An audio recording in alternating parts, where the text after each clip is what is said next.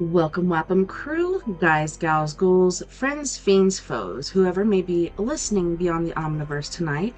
Secure your tinfoil hats, buckle down tight, and hold on loosely as we soar over the rocky tops of the La Platas on a rocky mountain high, get sucked into the vortex of the Four Corners, and settle down snugly at mile marker 420 in colorful Colorado. It is Sunday, September 22nd. Monday, September 23rd for those of you across the pond and beyond. Good morning, good afternoon, and good evening to you, and thanks so much for joining me tonight on We Are Paradox Media's Late Night in the Rockies. I'm your host, TessaTNT, and we are broadcasting live from the Mile High Clubhouse tonight. If you're listening live right now, you may be listening to us on KPNL Radio, which you can find at KPNL Radio at kpnl-db.com. You can also find us on eTalk Radio, which you can find at etalk.tv/radio, as well as Spreaker under We Are Paradox Media. If you like to watch as well as listen, we're on YouTube and Twitch, as well as Facebook under We Are Paradox Media. If you don't mind, mosey on over there, subscribe, like any video that you've watched or listened to, and leave us any comments, whether good or bad, guests you'd like us to have on the show, books you'd like us to read for story time, or whatnot, and we'll try our hardest to get it. And that's at weareparadoxmedia@gmail.com. So happy autumnal, how do you say that? Autumnal equinox. It's basically fall now, so it's gotten colder. Yesterday it started snowing on the mountains here. I don't know, I'm really ready for cooler weather. I'm really tired of it being hot all the time, and I don't know, spring and fall are my favorite seasons, because it's just like so nice and cool and whatnot. Yeah, if you want to listen in your free time, whether you're working it, or working out, feel free to listen to us on whatever outlet that you listen to your podcast on, and you should find us there. Alright, so we're getting back into our book, So Long and Thanks for All the Fish. We're going to be finishing that tonight, and then we're going to be starting on Mostly Harmless. I'm super stoked about that. So we're going to get into it here in just a sec. On chapter 36.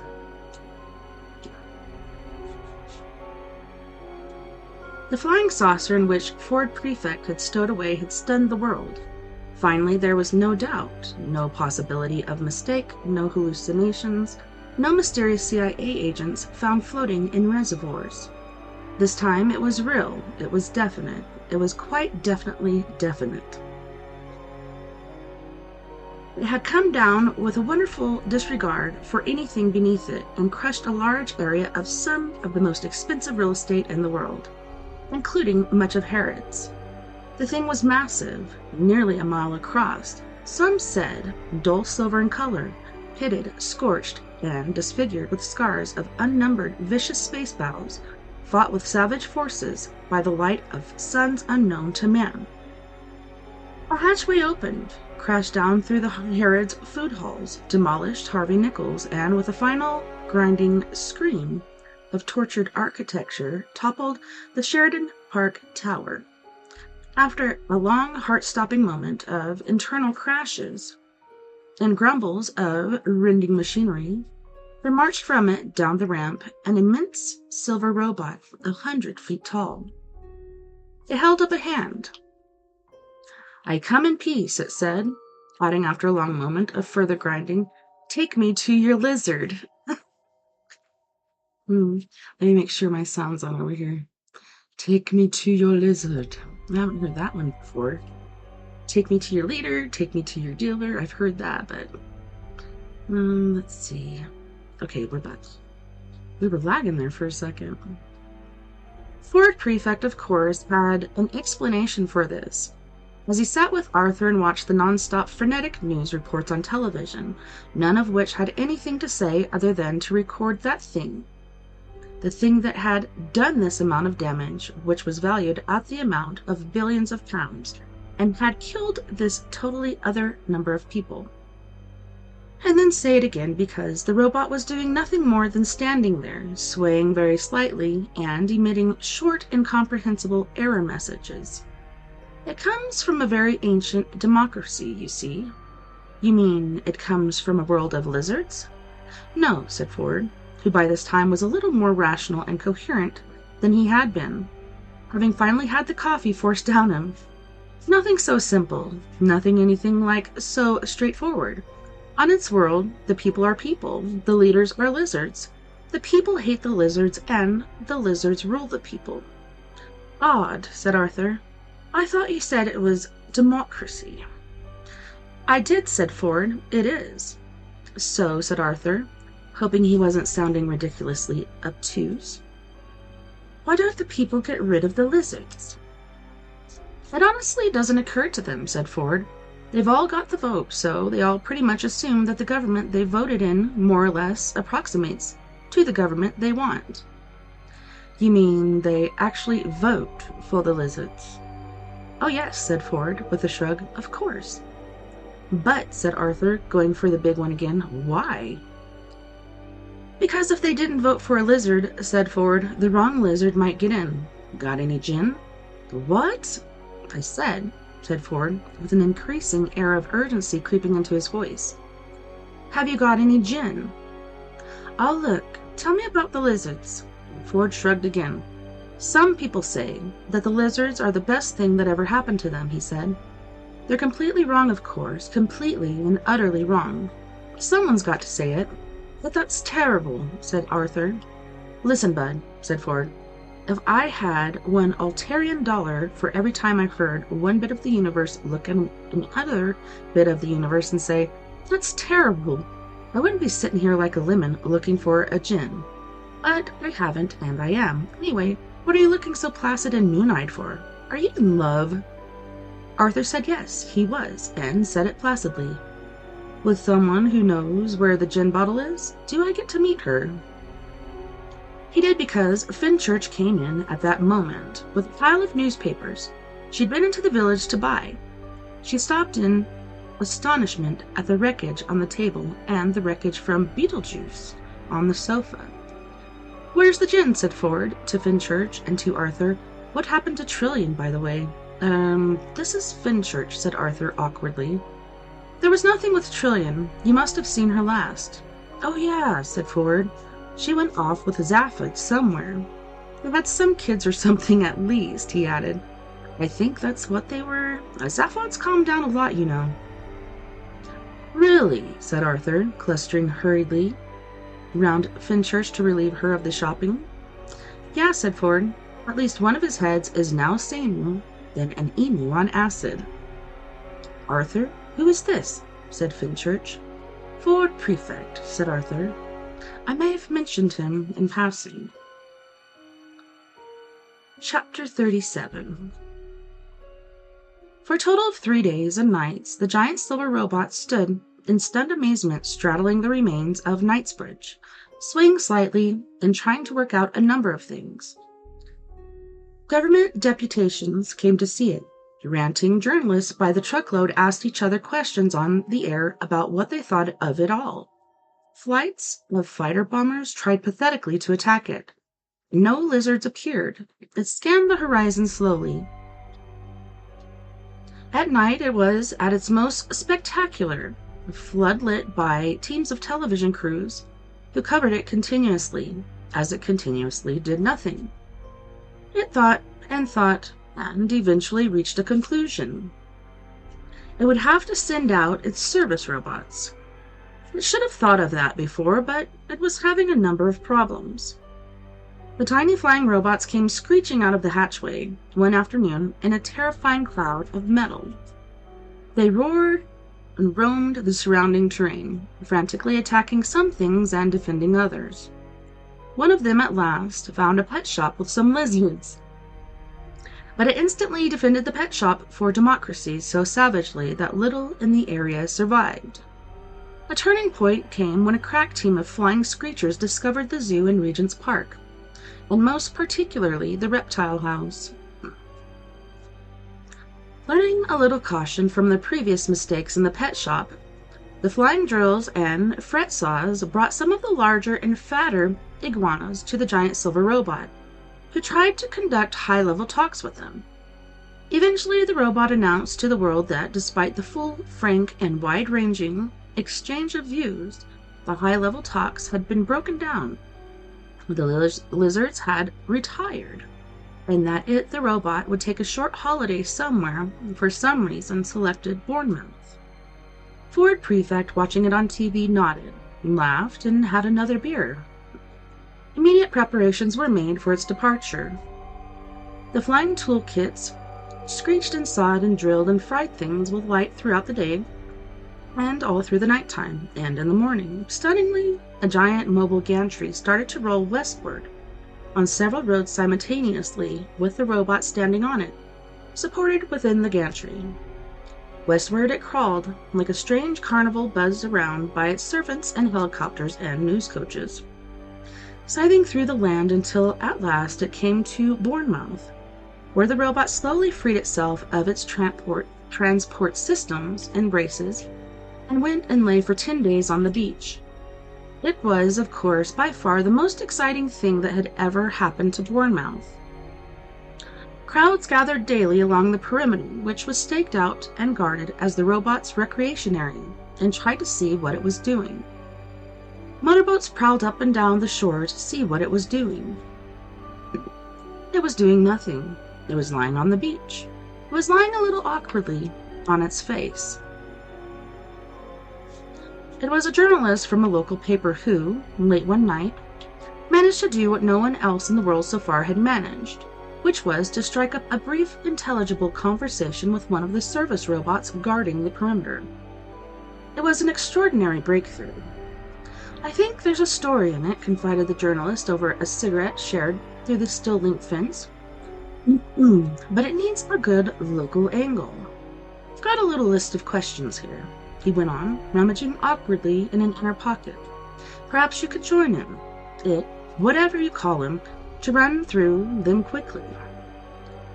The little flying ratchet screwdriver said it would see what it could do and screeched off. A reply was never forthcoming. Curiously, however, the questions on the piece of paper more or less exactly matched the questions that were going through the massive battle-scarred industrial quality circuits of the robot's mind. They were these: "How do you feel about being a robot? How does it feel to be from outer space? And how do you like Bournemouth?" Early the following day, things started to be packed up, and in a few days it became apparent that the robot was preparing to leave for good. "The point is," said Finchurch to Ford, "can you get us on board?" Ford looked wildly at his watch. "I have some serious unfinished business to attend to," he exclaimed. Chapter 38. Crowds thronged as close as they could to the giant silver craft. The immediate perimeter was fenced off and patrolled by the tiny flying service robots. Staked out around that was the army, which had been completely unable to breach that inner perimeter, but were damned if anybody was going to breach them. They in turn were surrounded by a cordon of police, though whether they were there to protect the public from the army, or the army from the public, or to guarantee that the giant ship's diplomatic immunity and prevent it getting parking tickets, was entirely unclear, and the subject of much debate. The inner perimeter fence was now being dismantled. The army stirred uncomfortably, uncertain of how to react to the fact that the reason for their being there seemed as if it were simply going to get up and go. The giant robot had lurched back aboard the ship at lunchtime, and now it was 5 o'clock in the afternoon, and no further sign had been seen of it. Much had been heard, more grindings and rumblings from deep within the craft, the music of a million hideous malfunctions, but the sense of tense expectation among the crowd was born of the fact that they tensely expected to be disappointed. This wonderful, extraordinary thing had come into their lives, and now it was simply going to go without them. Two people were particularly aware of this sensation. Arthur and Finchurch scanned the crowd anxiously, unable to find Ford Prefect in it anywhere, or any sign that he had the slightest intention of being there. "How reliable is he?" asked Fenchurch in a sinking voice. "How reliable?" asked Arthur. He gave a hollow laugh. "How shallow is the ocean?" he asked. "How cold is the sun?" The last parts of the robot's gantry transport were being carried on board, and the few remaining sections of the perimeter fence were now stacked at the bottom of the ramp waiting to follow them. The soldiers on guard round the ramp bristled meaningfully. Orders were barked back and forth. Hurried conferences were held, but nothing, of course, could be done about any of it. Hopelessly, and with no clear plan now, Arthur and Fenchurch pushed forward through the crowd. But since the whole crowd was also trying to push forward through the crowd, this got them nowhere. And within a few minutes, nothing remained outside the ship. Every last link of the fence was aboard. A couple of flying fret saws and a spirit level seemed to do one last check around the ship, and then screamed in through the giant hatchway themselves. A few seconds passed. The sounds of mechanical disarray from within changed in intensity, and slowly, heavily, the huge steel ramp began to lift itself back out of Herod's food halls. The sound that accompanied it was the sound of thousands of tense, excited people being completely ignored. "Hold it!" A megaphone barked from a taxi that screeched to a halt on the edge of the milling crowd. "There has been," barked the megaphone, "a major scientific break-in." Break through. It corrected itself. The door flew open, and a small man from somewhere in the vicinity of Beetlejuice leapt out, wearing a white coat. "Hold it!" he shouted again, and this time brandished a short, squat, black rod with lights on it. The lights winked briefly. The ramp paused in its ascent, and then, in obedience to its signals from the thumb, which half the electronic engineers in the galaxy are constantly trying to find fresh ways of jamming, while the other half are constantly trying to find fresh ways of jamming the jamming signals, slowly ground its way downward again.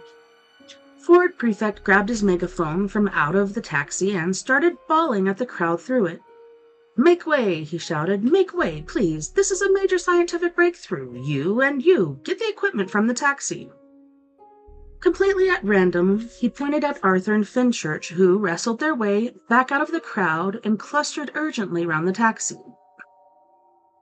"All right, I want you to clear a passage, please, for some important pieces of scientific equipment," boomed Ford. "Just everybody keep calm. It's all under control. There's nothing to see. It is merely a major scientific breakthrough. Keep calm now. Important scientific equipment. Clear the way." Hungry for new excitement, delighted at the sudden reprieve from disappointment, the crowd enthusiastically fell back and started to open up. Arthur was a little surprised to see what was printed on the boxes of important scientific equipment in the back of the taxi. "Hang your coat over them," he muttered to Fenchurch as he heaved them out to her. Hurriedly he maneuvered out the large supermarket cart that was also jammed against the back seat. It clattered to the ground, and together they loaded the boxes into it. "Clear a path, please," shouted Ford again. "Everything's under proper scientific control." "He said you'd pay," said the taxi driver to Arthur, who dug out some notes and paid him. There was the distant sound of police sirens. "Move along there," shouted Ford, "and no one will get hurt." The crowd surged and closed behind them again, as frantically they pushed and hauled the rattling supermarket cart through the rubble toward the ramp. "It's all right," Ford continued to bellow. "There's nothing to see. It's all over. None of this is actually happening." "Clear the way, please," boomed a police megaphone from the back of the crowd. "There's been a break-in. Clear the way." "Breakthrough," yelled Ford in competition. "A scientific breakthrough." "This is police. Clear the way." "Scientific equipment. Clear the way." "Police, let us through." "Walkman," yelled Ford, and pulled half a dozen miniature tape players from his pockets and tossed them into the crowd. The resulting seconds of utter confusion allowed them to get the supermarket cart to the edge of the ramp and to haul it up onto the lip of it. "Hold tight," muttered Ford, and released a button on his electronic thumb. Beneath them, the huge ramp shuddered and began slowly to heave its way upward. Okay, kids, he said as the milling crowd dropped away beneath him and they started to lurch their way along the tilting ramp into the bowels of the ship. Looks like we're on our way. Chapter 39. Arthur Dent was irritated to be continually wakened by the sound of gunfire. Being careful not to wake Fenchurch, who was still managing to sleep fitfully, he slid his way out of the maintenance hatchway that they had fashioned into a kind of bunk for themselves, slung himself down the access ladder, and prowled the corridors moodily. They were claustrophobic and ill-lit. The lighting circuits buzzed annoyingly. That wasn't it, though. He paused and leaned backwards as a flying power drill flew past him down the dim corridor with a screech, occasionally clanging against the walls like a confused bee. That wasn't it either. He clambered through a bulkhead door and found himself in a large corridor. Acrid smoke was drifting up from one end, so he walked toward the other. He came to an observation monitor, led into the wall behind a plate of toughened but still badly scratched plexiglass. "Would you turn it down, please?" he asked Ford, prefect, who was crouching in front of it in the middle of a pile of bits of video equipment he'd taken from a shop window in Tottenham Court Road, having first hurled a small brick through it and also a heap of empty beer cans. Hissed Ford and peered with manic concentration at the screen. He was watching The Magnificent Seven. "Just a bit," said Arthur. "No," shouted Ford. "We're just getting to the good bit. Listen, I finally got it all sorted out. Voltage levels, line conversion, everything, and this is the good bit." With a sigh and a headache, Arthur sat down beside him and watched the good bit. He listened to Ford's whoops and yells and yee-hays and as placidly as he could. "Ford," he said eventually, when it was all over, and Ford was hunting through a sack of cassettes for the tape of Casablanca.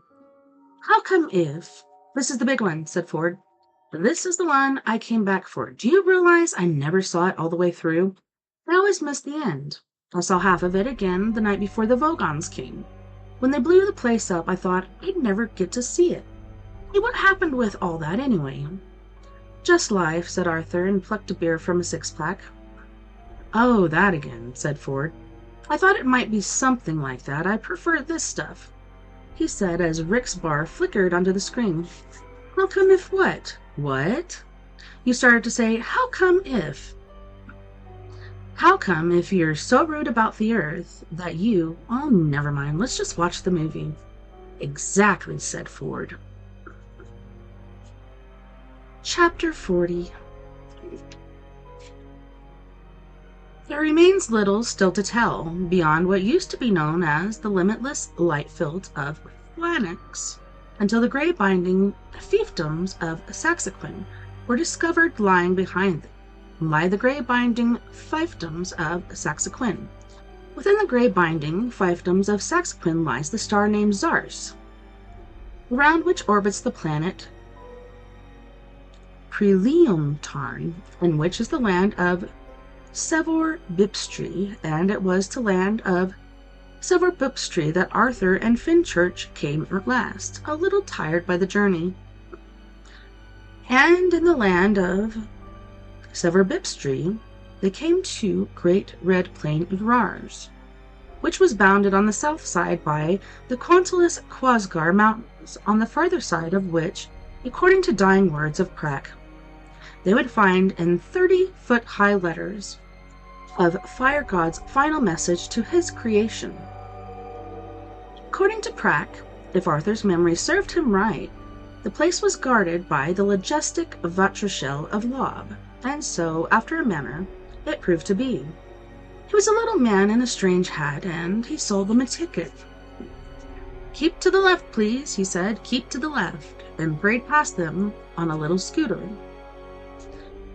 They realized that they were not the first to pass that way, for the path that led around the left of the Great Red Plain was well worn and dotted with booths.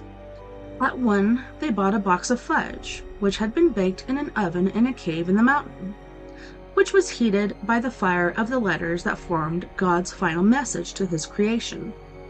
At another they bought some postcards, The letters had been blurred with an airbrush, so as not to spoil the big surprise it said on the reverse. "Do you know what the message is?" they asked the wizened little lady on the booth. "Oh, yes," she piped cheerily. "Oh, yes." She waved them on. Every 20 miles or so, there was a little stone hut with showers and sanitary facilities.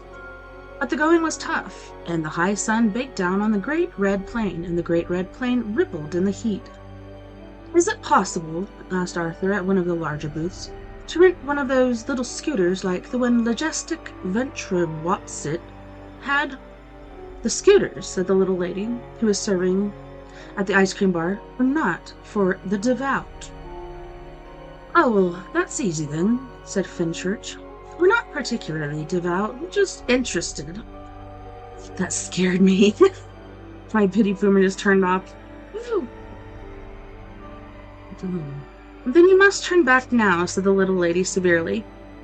And when they demurred, sold them a couple of final message sun hats and a photograph of themselves, with their arms tied around each other on the great red plain of ours.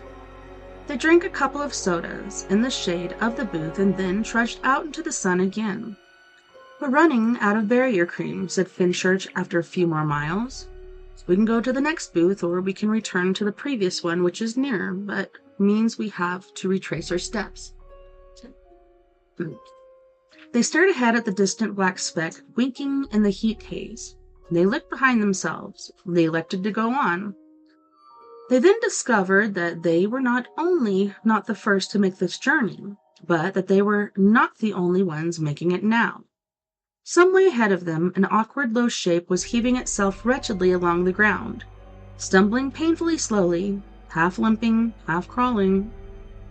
It was moving so slowly that before too long they caught the creature up and could see that it was made of worn, scarred, and twisted metal. It groaned at them as they approached it, collapsing in the hot, dry dust. "So much time," it groaned. "Oh, so much time, and pain as well, so much of that, and so much time to suffer in it too.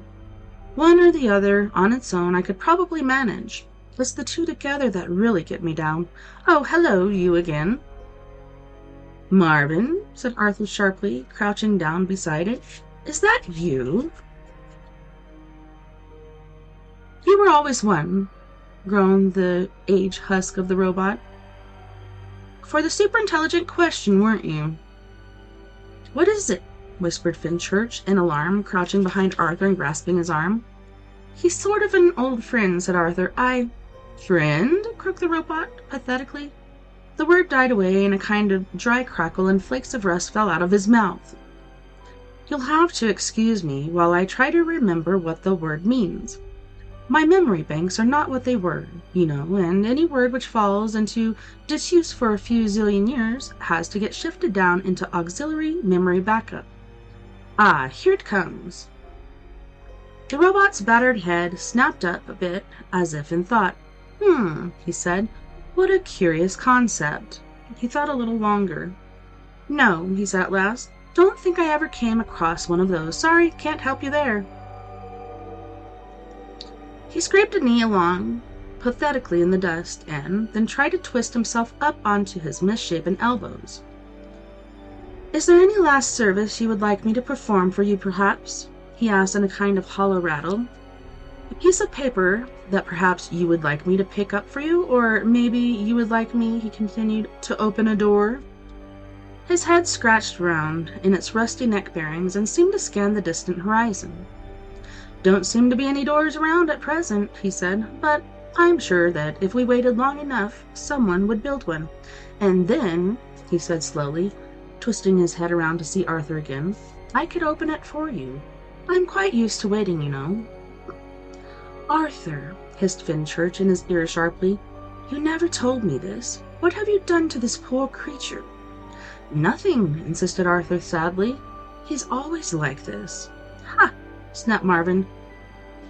He repeated, "What do you know of always? You say always to me, who, because of the silly little errands your organic life forms keep on sending me through time on, am now 37 times older than the universe itself.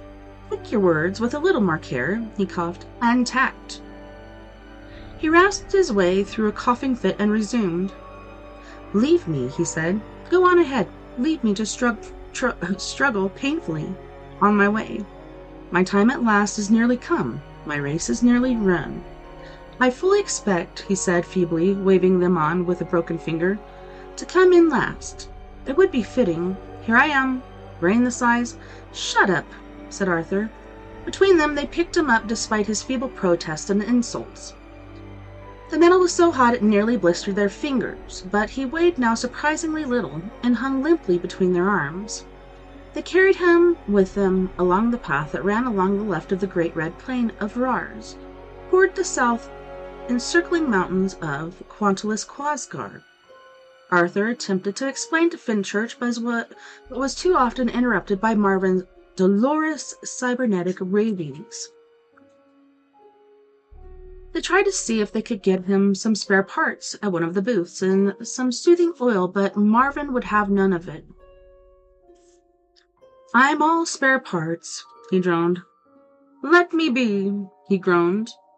"Every part of me," he moaned, "has been replaced at least 50 times, except—" He seemed almost imperceptibly to brighten for a moment. His head bobbed between them with the effort of memory. "Do you remember the first time you ever met me?" he said at the last to Arthur. "I had been given the intellect-stretching task of taking you up to the bridge. I mentioned to you that I had this terrible pain in all the diodes down my left side, that I had asked for them to be replaced, but they never were." He left a longish pause before he continued. They carried him in between them, under the baking sun, that hardly ever seemed to move, let alone set. "See if you can guess," said Marvin, when he judged that the pause had become embarrassing enough. "Which parts of me were never replaced? Go on, see if you can guess." "Ouch," he added. "Ouch, ouch, ouch, ouch, ouch." At last they reached the last of the little booths, set Marvin down between them, and rested in the shade. Fenchurch bought some cufflinks for Russell, cufflinks that had set in them little polished pebbles, which had been picked up from the Quantulus-Quasgar mountains, directly underneath the letters of fire, in which were written God's final message to his creation. Arthur flipped through a little rack of devotional tracts on the counter, little meditations on the meaning of the message. "Ready?" he said to Fenchurch, who nodded. They heaved up Marvin between them. They rounded the foot of the Quantulus-Quasgar mountains, and there was the message written in blazing letters along the crest of the mountain. There was a little observation vantage point with a rail built along the top of a large rock facing it, from which you could get a good view. It had a little pay telescope for looking at the letters in detail, but no one would ever use it because the letters burned with the divine brilliance of the heavens and would, if seen through a telescope, have severely damaged the retina and optic nerve. They gazed at God's final message to his creation in wonderment, and were slowly and ineffably filled with a great sense of peace, and of final and complete understanding. Fenchurch sighed. "Yes," she said, "that was it." They had been staring at it for fully 10 minutes before they became aware that Marvin, hanging between their shoulders, was in difficulties. The robot could no longer lift his head. Had not read the message. They lifted his head, but he complained that his vision circuits had almost gone. They found a coin and helped him to the telescope. He complained and insulted them, but they helped him look at each individual letter in turn. The first letter was a W, the second an E, then there was a gap. An A followed, then a P, an O, and an I. Marvin paused for a rest. After a few moments they resumed and let him see the O, the G, the I, the Z, and the E. The next 2 words were for and the. The last one was a long one, and Marvin needed another rest before he could tackle it. It started with I, then N, then C. Next came an O and an N, followed by a V, an E, another N, and an I.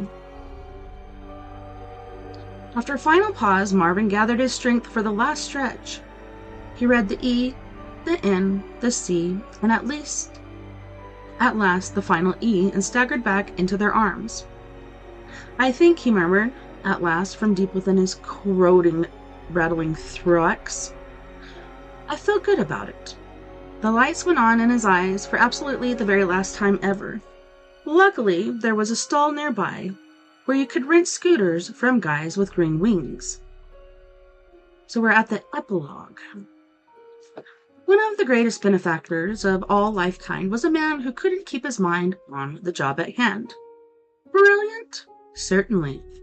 One of the foremost genetic engineers of his or any other generation, including a number he had designed himself. Without a doubt. The problem was that he was far too interested in things which he shouldn't be interested in. At least, as people would tell him, not now. It was also partly because of this, of a rather irritable disposition. So when his world was threatened by terrible invaders from a distant star, who were still a fair way off, but traveling fast, he, Blart Versenwald III, his name was Blart Versenwald III, which is not strictly relevant, but quite interesting because, never mind, that was his name, and we can talk about why it's interesting later, was sent onto guarded seclusion by the master of his race with instructions to design a breed of fanatical super warriors to resist and vanquish the feared invaders. Do it quickly, and they told him, concentrate. So he sat by water and looked out at a summer lawn and designed, but inevitably got a little distracted by things. And by the time the invaders were practically in orbit round them, come up with a remarkable new breed of superfly that could, unaided, figure out how to fly through the open half of the half-open window, and also an off switch for children. Celebrations of these remarkable achievements seemed doomed to be short-lived because disaster was imminent as the alien ships were landing, but, astoundingly, the fearsome invaders who, like most warlike races, were only on the rampage because they couldn't cope with things at home, were stunned by Versenwald's extraordinary breakthroughs, joined in the celebrations, and were instantly prevailed upon to sign a wide-ranging series of trading agreements and set up a program of cultural exchanges, and in an astonishing reversal of normal practice in the conduct of such matters, everybody concerned lived happily ever after. There was a point to this story, but it has temporarily escaped the chronicler's mind. Well, that's the end of that book. That was a pretty good one. Now we have Mostly Harmless. Panic button. My daughter was just like sitting there pushing it earlier. I'm like, you panicking? What's going on? Anything that happens, happens, it says. To make sure I didn't miss anything. Oh, for Ron. With grateful thanks to Sue Freestone and Michael Bywater for their support, help, and constructive abuse. Anything that happens, happens. Anything that in happening causes something else to happen, causes something else to happen. Anything that in happening causes itself to happen again, happens again. It doesn't necessarily do it in chronological order, though. Chapter 1. The history of the galaxy has got a little muddled for a number of reasons. Partly because those who are trying to keep track of it have got a little muddled, but also because some very muddling things have been happening anyway. One of the problems has to do with the speed of light and the difficulties involved in trying to exceed it. You can't. Nothing travels faster than the speed of light, with the possible exception of bad news, which obeys its own special laws.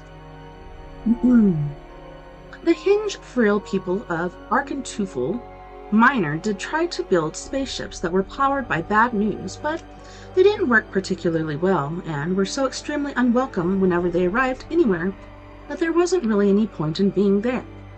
So, by and large, the peoples of the galaxy tended to languish in their own local muddles, and the history of the galaxy itself was, for a long time, largely cosmological.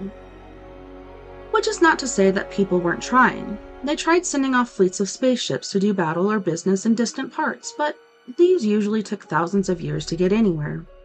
By the time they eventually arrived, other forms of travel had been discovered, which made use of hyperspace to circumvent the speed of light, so that whatever battles it was that the slower-than-light fleets had been sent to fight had already been taken care of centuries earlier by the time they actually got there. This didn't, of course, deter their crews from wanting to fight the battles anyway. They were trained, they were ready. They'd had a couple of 1,000 years' sleep. They'd come a long way to do a tough job, and, by Zarquan, they were going to do it. This was when the first major muddles of galactic history set in. The battles continually re-erupted centuries after the issues they had been fought over had supposedly been settled. However, these muddles were as nothing to the ones which historians had to try and unravel. Once time travel was discovered and battles started pre-erupting hundreds of years before the issues even arose. When the infinite improbability drive arrived and whole planet started unexpectedly turning into banana fruitcake, the great history faculty of the universe of Maximegalon finally gave up, closed itself down, and surrendered its buildings to the rapidly growing joint faculty of divinity and water polo, which had been after them for years. Which is all very well, of course, but it almost certainly means that no one will ever know for sure. For instance, the Grebulons came from, or exactly what it was they wanted. And this is a pity because if anybody had known anything about them, it is just possible that the most terrible catastrophe would have been averted, or at least would have had to find a different way to happen. Click-cum.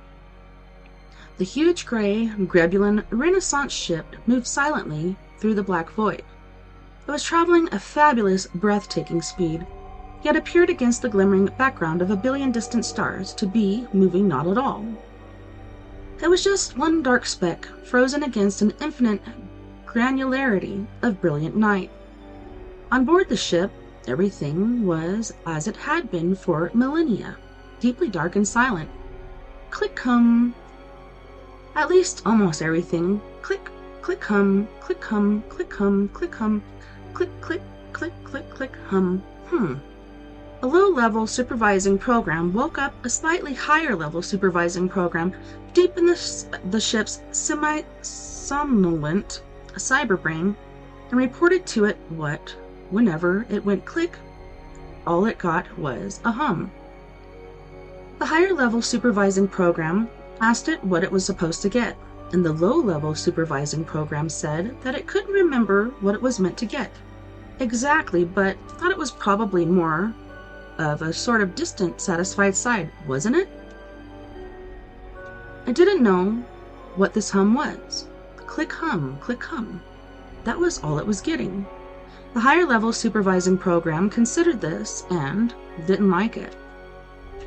It asked the low-level supervising program what exactly it was supervising, and the low-level supervising program said it couldn't remember that either, just that it was something that was meant to go click. Sigh, every 10 years or so, which usually happened without fail. It had tried to consult its error lookup table, but couldn't find it, which was why it had alerted the higher-level supervising program of the problem. The higher-level supervising program went to consult one of its own lookup tables to find out what the low-level supervising program was meant to be supervising. It couldn't find the lookup table.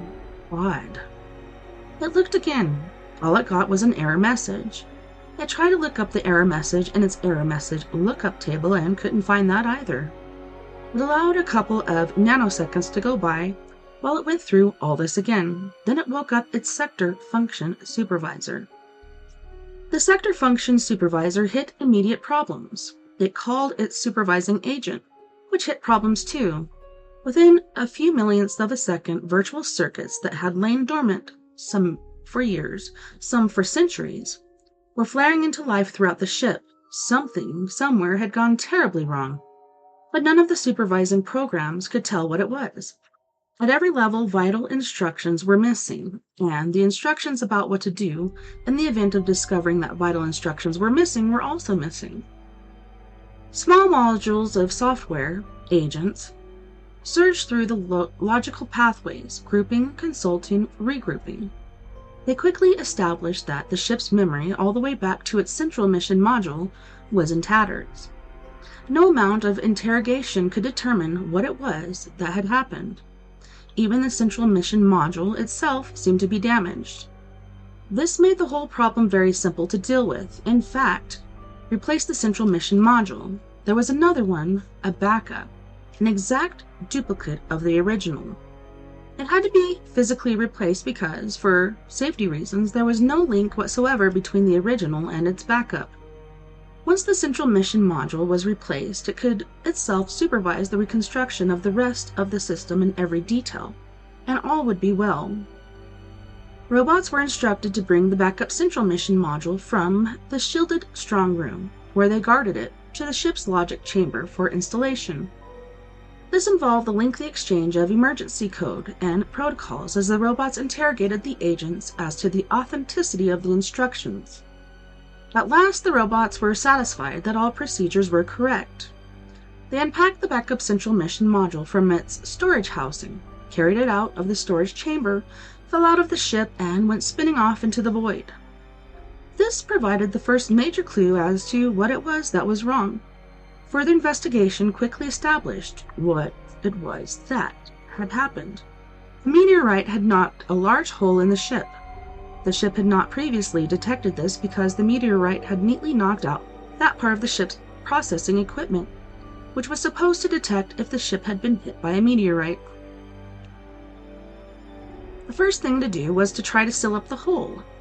This turned out to be impossible because the ship's sensors couldn't see that there was a hole, and the supervisors, which should have said that the sensors weren't working properly and kept saying that the sensors were fine. The ship could only deduce the existence of the hole from the fact that the robots had clearly fallen out of it, taken its spare brain, which would have enabled it to see the hole with them. The ship tried to think intelligently about this, failed, and then blanked out completely for a bit. It didn't realize it had blanked out, of course, because it had blanked out. It was merely surprised to see the stars jump. After the third time the stars jumped, the ship finally realized that it must be blanking out, and that it was time to take some serious decisions. It relaxed. Then it realized it hadn't actually taken the serious decisions yet and panicked. It blanked out again for a bit. When it awoke again, it sealed all the bulkheads around where it knew the unseen hole must be. It clearly hadn't got to its destination yet. It thought fitfully, but since it no longer had the faintest idea where its destination was or how to reach it, there seemed to be little point in continuing. It consulted what tiny scraps of instructions it could reconstruct from the tatters of its central mission module. Your mission is to land, a safe distance, monitor it. All the rest was complete garbage. Before it blanked out for good, the ship would have to pass on those instructions, such as they were, to its more primitive subsidiary systems. It must also revive all of its crew. There was another problem. While the crew was in hibernation, the minds of all its members, their memories, their identities, and their understanding of what they had come to had all been transferred into the ship's central mission module for safekeeping. The crew would not have the faintest idea of who they were or what they were doing there. Oh well. Just before it blanked out for the final time, the ship realized that its engines were beginning to give out too. The ship and its revived and confused crew coasted on under the control of its subsidiary automatic systems, which simply looked to land, wherever they could find to land, and monitor whatever they could find to monitor. As far as finding something to land on was concerned, they didn't do very well. The planet they found was desolately cold and lonely, so achingly far from the sun that should warm it that it took all of the enviro-form machinery and life support systems they carried with them to render it, or at least parts of it, habitable. There were better planets near in, but the ship's stratege-o-mat was obviously locked into lurk mode and chose the most distant and unobtrusive planet, and furthermore, would not be gainsaid by anybody other than the ship's chief strategic officer. Since everybody on the ship had lost their minds, no one knew who the chief strategic officer was, or even if he could have been identified. How he was supposed to go out gainsaying the ship's stratege-o-meat. As far as finding something to monitor was concerned, though, they hit solid gold. Alright, on that note, we're going to go to our first music break. And on this break, we have King Cinnamon, which is from Biafra, Nigeria. And he's going to be singing Fantastic and Ala Imo Ederella. And then we have Hosni Bronx, who is from Jamaica but also lives in the Bronx of New York. And he's going to be singing Dance as a Lion. And it's pretty cool. He's got Bob Marley's Wailers in his band, so that's pretty awesome. You guys don't go anywhere, but we'll be right back after this music break. We swap on the beat. Like no water, bam bam. King Cinnamon. Oh shit, baddest. Take your bam bam anywhere you day. Play your bam bam, it is a Friday. Come on, let's ball, it is a holiday. Anything you want, baby, I will pay. Take your bam bam anywhere you day. Play your bam bam, it is a Friday. Come on, let's go, it is a holiday. Anything you want, baby, I will pay. Fantastic. Baby girl, you romantic. Fantastic. Baby girl, you romantic. Put your brother, baby, gather something. Come on closer, baby, gather 19. I know you better, but I am the king. Your backside bigger than Bombay. Baby girl, brokotom. I like the way you want your brokotom. Baby girl, brokotom. I like the way you want your brokotom. Jamaica, Ghana, shout out to the ladies in Asia, Nigeria, South Africa. Say me love you. Please me, baby. Yeah. Turn up from you. Yeah. Take your bam bam anywhere you day. Play your bam bam, it is a Friday. Come on, let's go, it is a holiday. Anything you want, baby, I will pay. Take your bam bam anywhere you day. Play your bam bam, it is a Friday. Come on, let's go, it is a holiday. Anything you want, baby, I will pay. Fantastic. Baby girl, you romantic.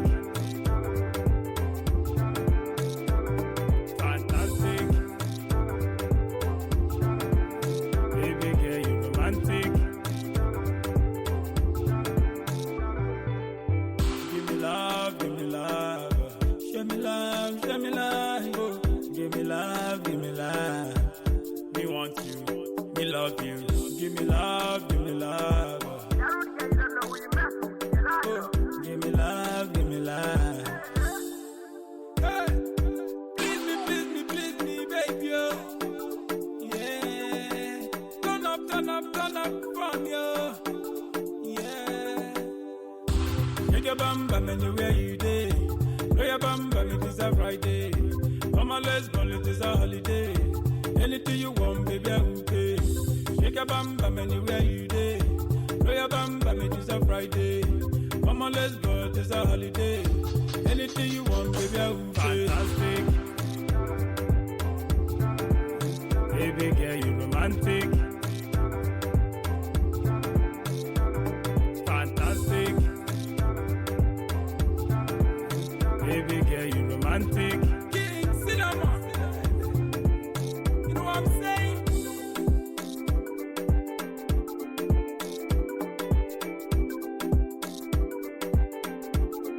We spot on the mix. Lift it all.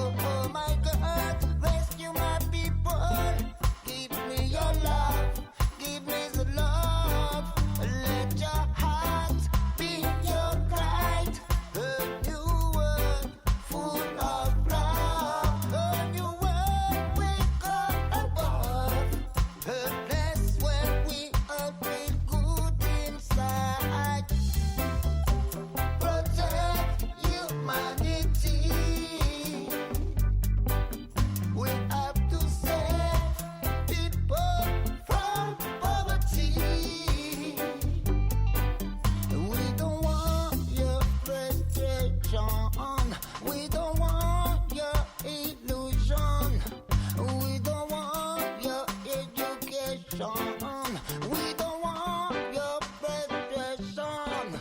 You men move up, rescue your history. We celebrate the love coming from God. We celebrate the conquer of Judah love. Rasta dance as a lion in this place full of positive vibe. Yeah, Rasta dance for all nations. You are my rage, you are my strength, you are my love, you are my heart. Rasta rose as a lion. Selassie I all in Mount Zion.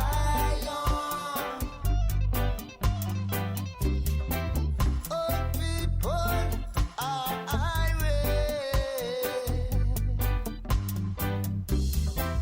In this place we have the fire. Dance, reggae music come from Jah.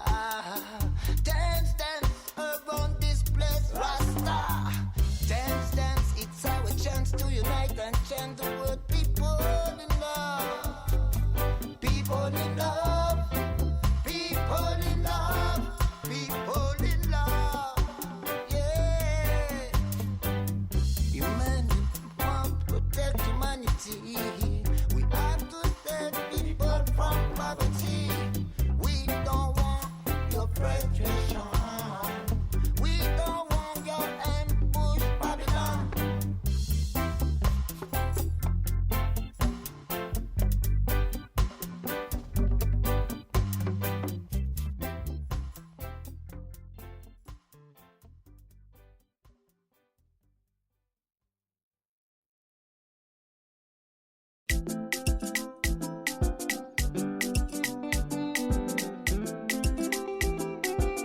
We swap on the beat.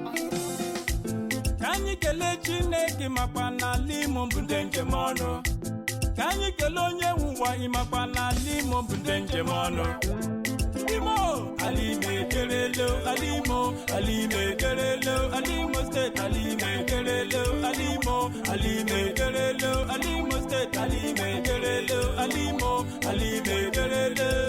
Democracy emeriela, ndị Imo emeriela, ala Imo, ala Imo ekerelo, ala Imo, ala Imo ekerelo, ala Imo steeti, ala Imo ekerelo, ala Imo, ala Imo ekerelo.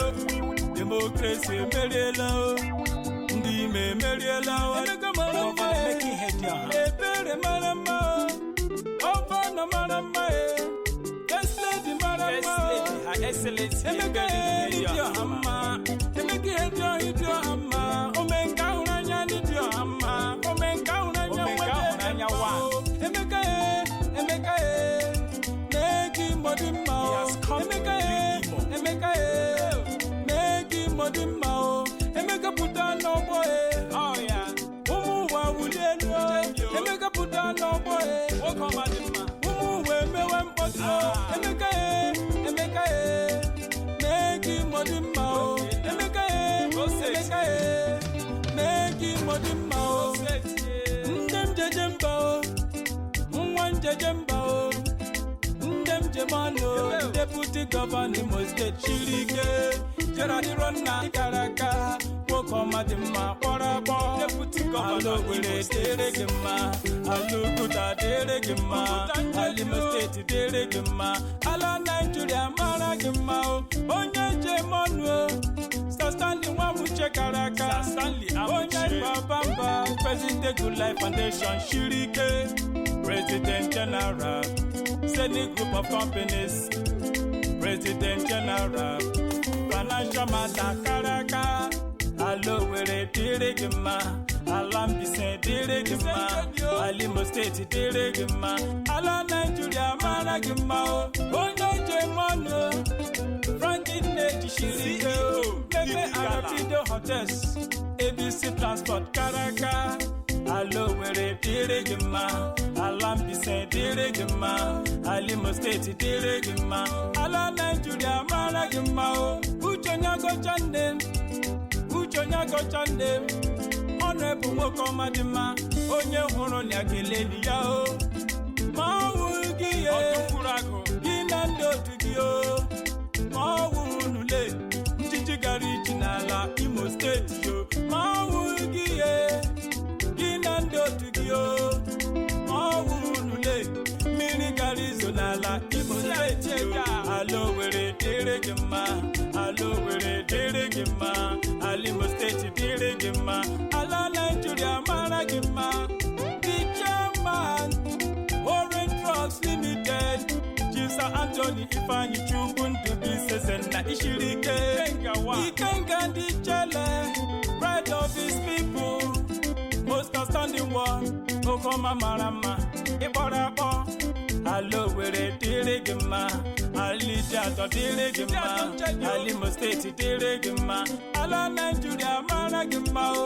ọnụ ebu njogbu agụ shiri ike ọnụ obedo bi na shiri ike jere lagbọsọ shiri ike Tochukwu Okereke shiri ike oke ahụ ube shiri ike injinia Beninna ji shiri ike onye ọma na construction nwoke ọma dị mma ịkara aka onye shiwere ha gbawara dị ejemu ịmara mma o nwoke ọma jeje mba o nwoke ọma dị mma ịkara aka wispopule ịkpọfela m onye ọma na bito aka na-akụ mkpa ịkara aka ezi nwa mama Stanley nwoke ome jeje mba CEO Lisabeth Ventures ịkara aka demokrasi emeriela ndị ime emeriela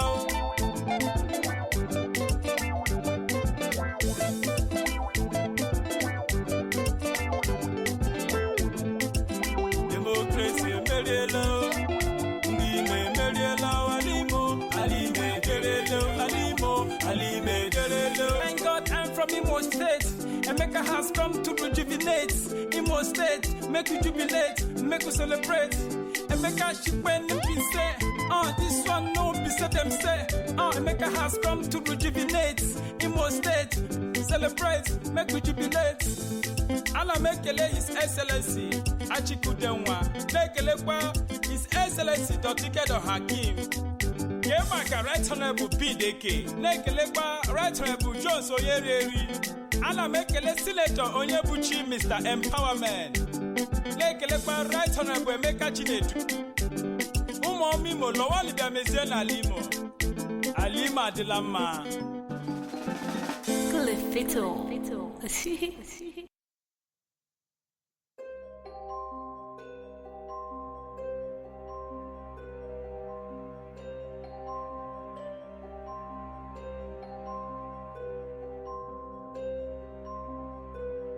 Welcome back, and thanks so much for joining me tonight on We Are Paradox Media's Late Night in the Rockies. Hopefully this lag will go away. It's quite buggy, I must say.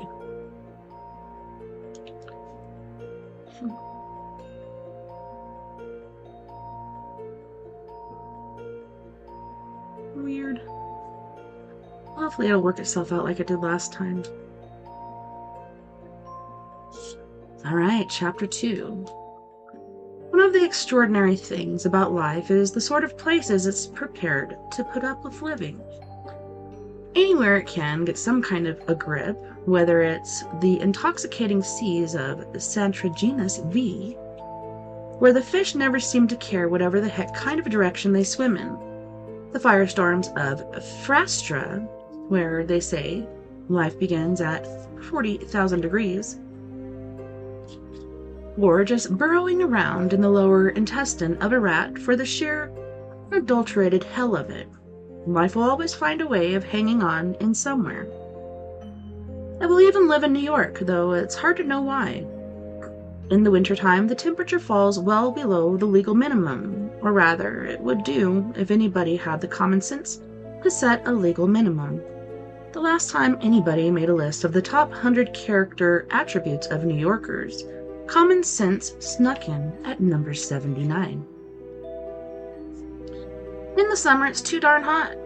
It's one thing to be the sort of life form that thrives on heat and finds, as the Frastrans do, that the temperature range between 40,000 and 40,004 is very equable. But it's quite another to be the sort of animal that has to wrap itself up in lots of other animals at one point in your planet's orbit, and then find, half an orbit later, that your skin's bubbling. Spring is overrated. A lot of the inhabitants of New York will honk on mightily about the pleasures of spring. But if they actually knew the first thing about the pleasures of spring, they would know of at least 5,983 better places to spend it than New York. That's just on the same latitude. Fall, though, is the worst. Few things are worse than fall in New York. Some of the things that live in the lower intestines of rats would disagree, but most of the things that live in the lower intestines of rats are highly disagreeable anyway, so their opinion can and should be discounted. When it's fall in New York, the air smells as if someone's been frying goats in it, and if you are keen to breathe, the best plan is to open a window and stick your head in a building. Tricia McMillan loved New York. She kept on telling herself this over and over again. The Upper West Side, yeah, Midtown, hey, great retail. Soho, the East Village, clothes, books, sushis, Italian, delis, yo. Yo! Movies, yo also. Tricia had just been to see Woody Allen's new movie, which was all about the angst of being neurotic in New York.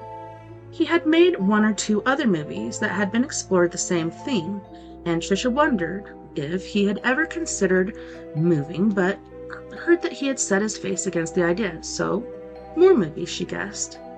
Tricia loved New York because loving New York was a good career move.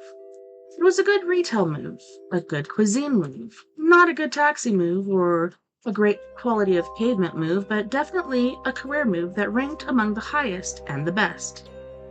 Tricia was a TV anchor person, and New York was where most of the world's TV was anchored. Tricia's TV anchoring had been done exclusively in Britain. Up to that point, regional news, then breakfast news, early evening news. She would have been called, if the language allowed, a rapidly rising anchor, but hey, this is television. What does it matter?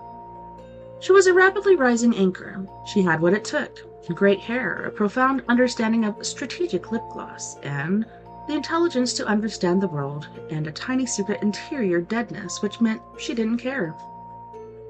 Everybody has their moment of great opportunity in life.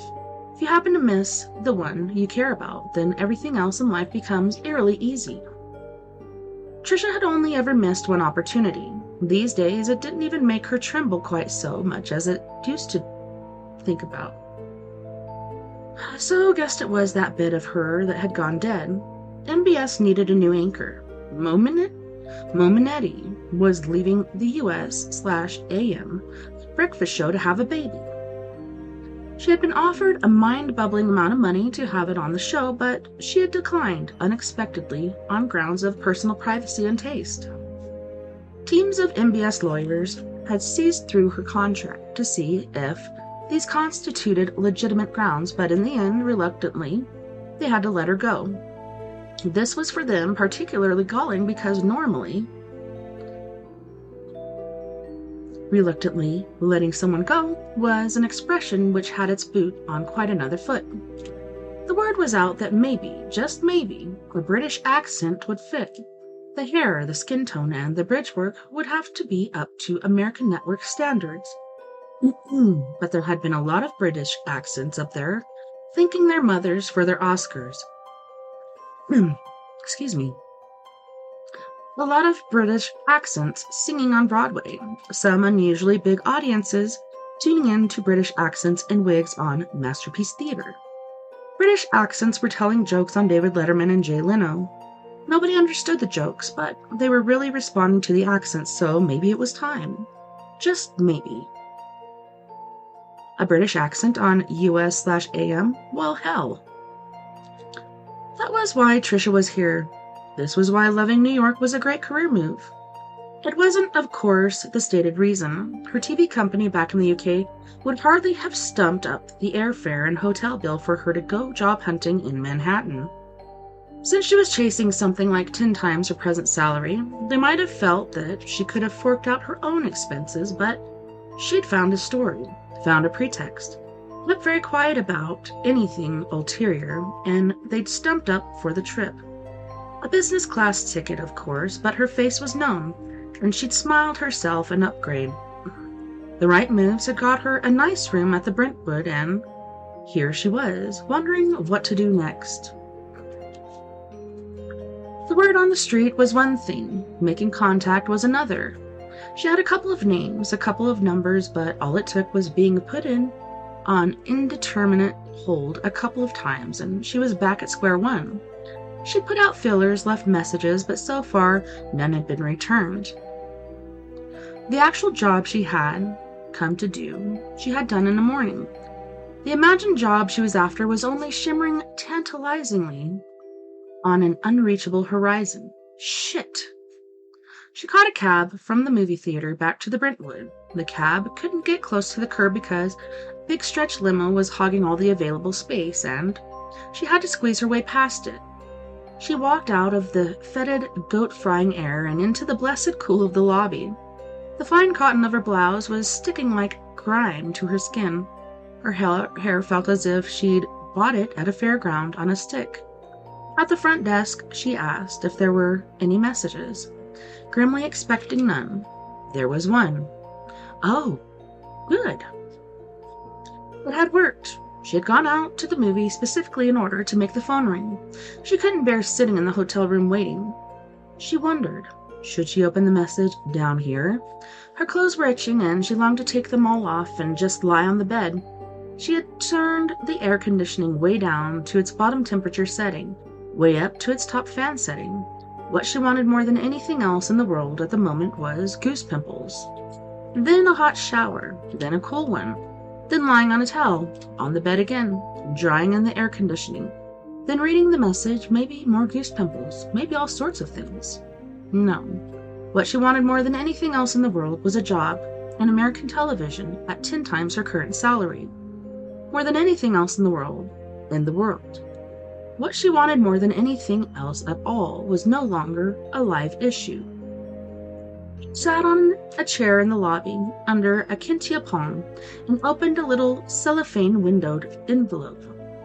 Please call, it said, not happy, and gave a number. The name was Gail Andrews. Gail Andrews. It wasn't a name she was expecting. It caught her unawares. She recognized it, but couldn't immediately say why. Was she Andy Martin's secretary? Hilary Bass's assistant? Martin and Bass were the two major contact calls she had made or tried to make at MBS, and what did not happy mean? Not happy. She was completely bewildered. Was this Woody Allen trying to contact her under an assumed name? It was a 212 area code number, so it was someone in New York who was not happy. Well, that narrowed it down a bit, didn't it? She went back to the receptionist at the desk. I have a problem with this message you just gave me, she said. Someone I don't know has tried to call me and says she's not happy. The receptionist peered at the note with a frown. Do you know this person? She said. No, Tricia said. Said the receptionist. Sounds like she's not happy about something. Yes, said Tricia. Looks like there's a name here, said the receptionist. Gail Andrews. Do you know anybody of that name? No, said Tricia. Any idea what she's unhappy about? No, said Tricia. Have you called the number? There's a number here. No, said Tricia. You only just gave me the note. I'm just trying to get some more information before I ring back. Perhaps I could talk to the person who took the call? Said the receptionist, scrutinizing the note carefully. I don't think we have anybody called Gail Andrews here. No, I realize that, said Tricia. I'm Gail Andrews. The voice came from behind Tricia. She turned around. I'm sorry. I'm Gail Andrews. You interviewed me this morning? Oh, good heavens, yes, said Tricia, slightly flustered. I left the message for you a few hours ago. I hadn't heard, so I came by. I didn't want to miss you. Oh, no, of course, said Tricia, trying hard to get up to speed. Know about this, said the receptionist, for whom speed was not an issue. Would you like me to try this number for you now? No, that'll be fine, thanks, said Tricia. I can handle it now.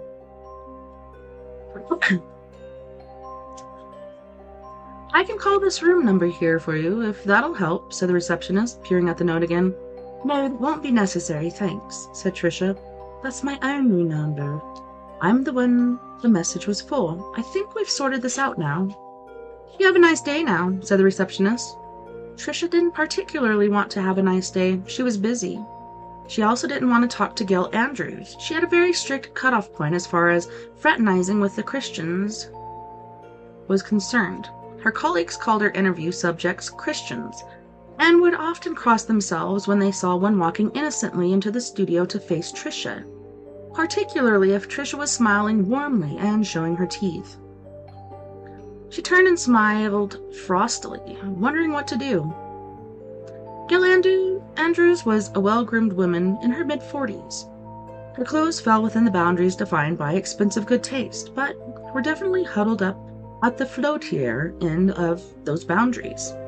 She was an astrologer, a famous and, if rumor were true, influential astrologer, having allegedly influenced a number of decisions made by the late President Hudson, including everything from which flavor of Cool Whip to have on which day of the week, or whether or not to bomb Damascus. Tricia had savaged her more than somewhat, not on the grounds of whether or not the stories about the president were true. That was old hat now.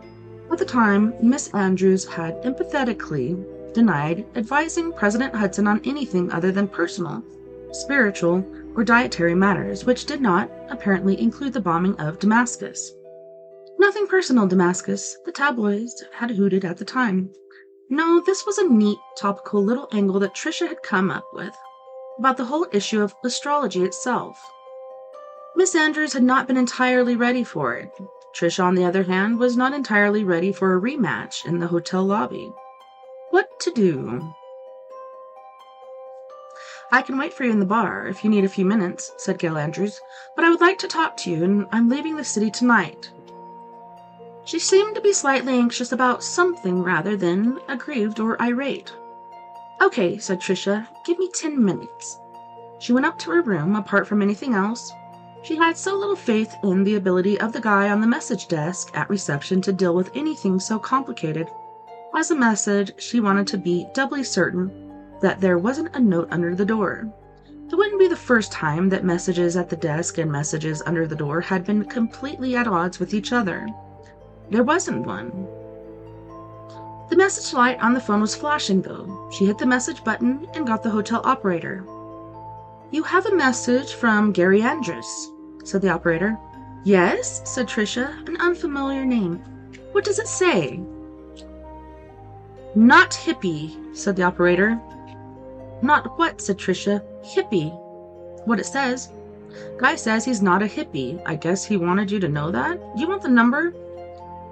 As she started to dictate the number, Tricia suddenly realized that this was just a garbled version of the message she had already had.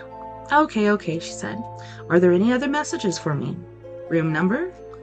Tricia couldn't work out why the operator should suddenly ask for her room number this late in the conversation, but gave it to her anyway. Name? McMillan. Tricia McMillan. Tricia spelled it patiently. Not Mr. McManus? No. No more messages for you. Click. Tricia sighed and dialed again. This time she gave her number and room number all over again up front. The operator showed not the slightest glimmer of recognition that they had been speaking less than 10 seconds ago. I'm going to be in the bar, Tricia explained. In the bar. If a phone call comes through for me, please, would you put it through to me in the bar? Name? They went through it all a couple more times till Tricia was certain that everything that possibly could be clear was as clear as it possibly could be. She showered, put on fresh clothes, and retouched her makeup with the speed of a professional and, looking at her bed with a sigh, left the room again. She had half a mind just to sneak off and hide. No, not really. She had a look at herself in the mirror in the elevator lobby while she was waiting. She looked cool and in charge, and if she could fool herself, she could fool anybody. She was just going to have to tough it out with Gail Andrews. Okay, she had given her a hard time. Sorry, but that's the game. We're all in. That sort of thing. Miss Andrews had agreed to do the interview because She had a new book out, and TV exposure was free publicity. But there's no such thing as a free lunch. No, she edited that line out again. What had happened was this. Last week, astronomers had announced that they had at last discovered a 10th planet, out beyond the orbit of Pluto. They had been searching for it for years, guided by certain orbital anomalies in the outer planets, and now they'd found it, and they were all terribly pleased. And everybody was terribly happy for them, and so on. The planet was named Persephone, but rapidly nicknamed Rupert after some astronomer's parrot. There was some tediously heartwarming story attached to this, and that was all very wonderful and lovely. Trisha had followed the story with, for various reasons, considerable interest. Then, while she had been casting around for a good excuse to go to New York at her TV company's expense, she had happened to notice a press release about Gail Andrews and her new book, You and Your Planets. Gail Andrews was not exactly a household name, but the moment you mentioned President Hudson, Cool Whip, and the amputation of Damascus, the world had moved on from surgical strikes. The official term had in fact been Damascectomy, meaning the taking out of Damascus. Everyone remembered who you meant. It was OP. Trisha saw an angle which she quickly sold to her producer.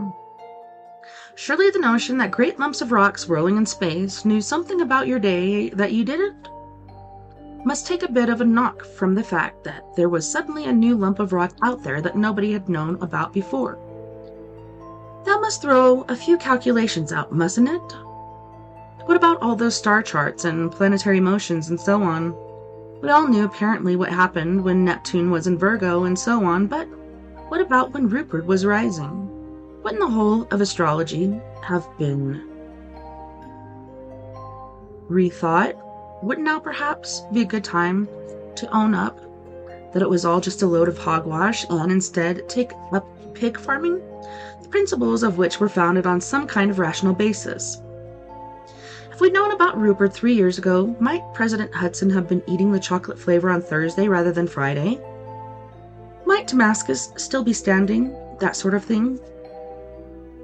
Gail Andrews had taken it all reasonably well. She was just starting to recover from the initial onslaught when she made the rather serious mistake of trying to shake Trisha off by talking smoothly about diurnal planets, right ascensions, and some of the more abstruse areas of three-dimensional trigonometry.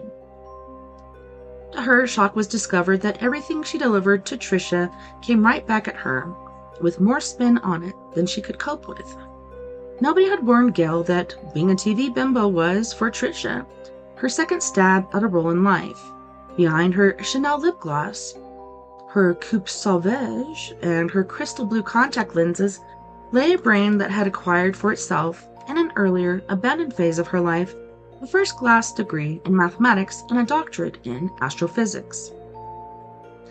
As she was getting into the elevator, Trisha, slightly preoccupied, realized she'd left her bag in the room and wondered whether to duck back out and get it.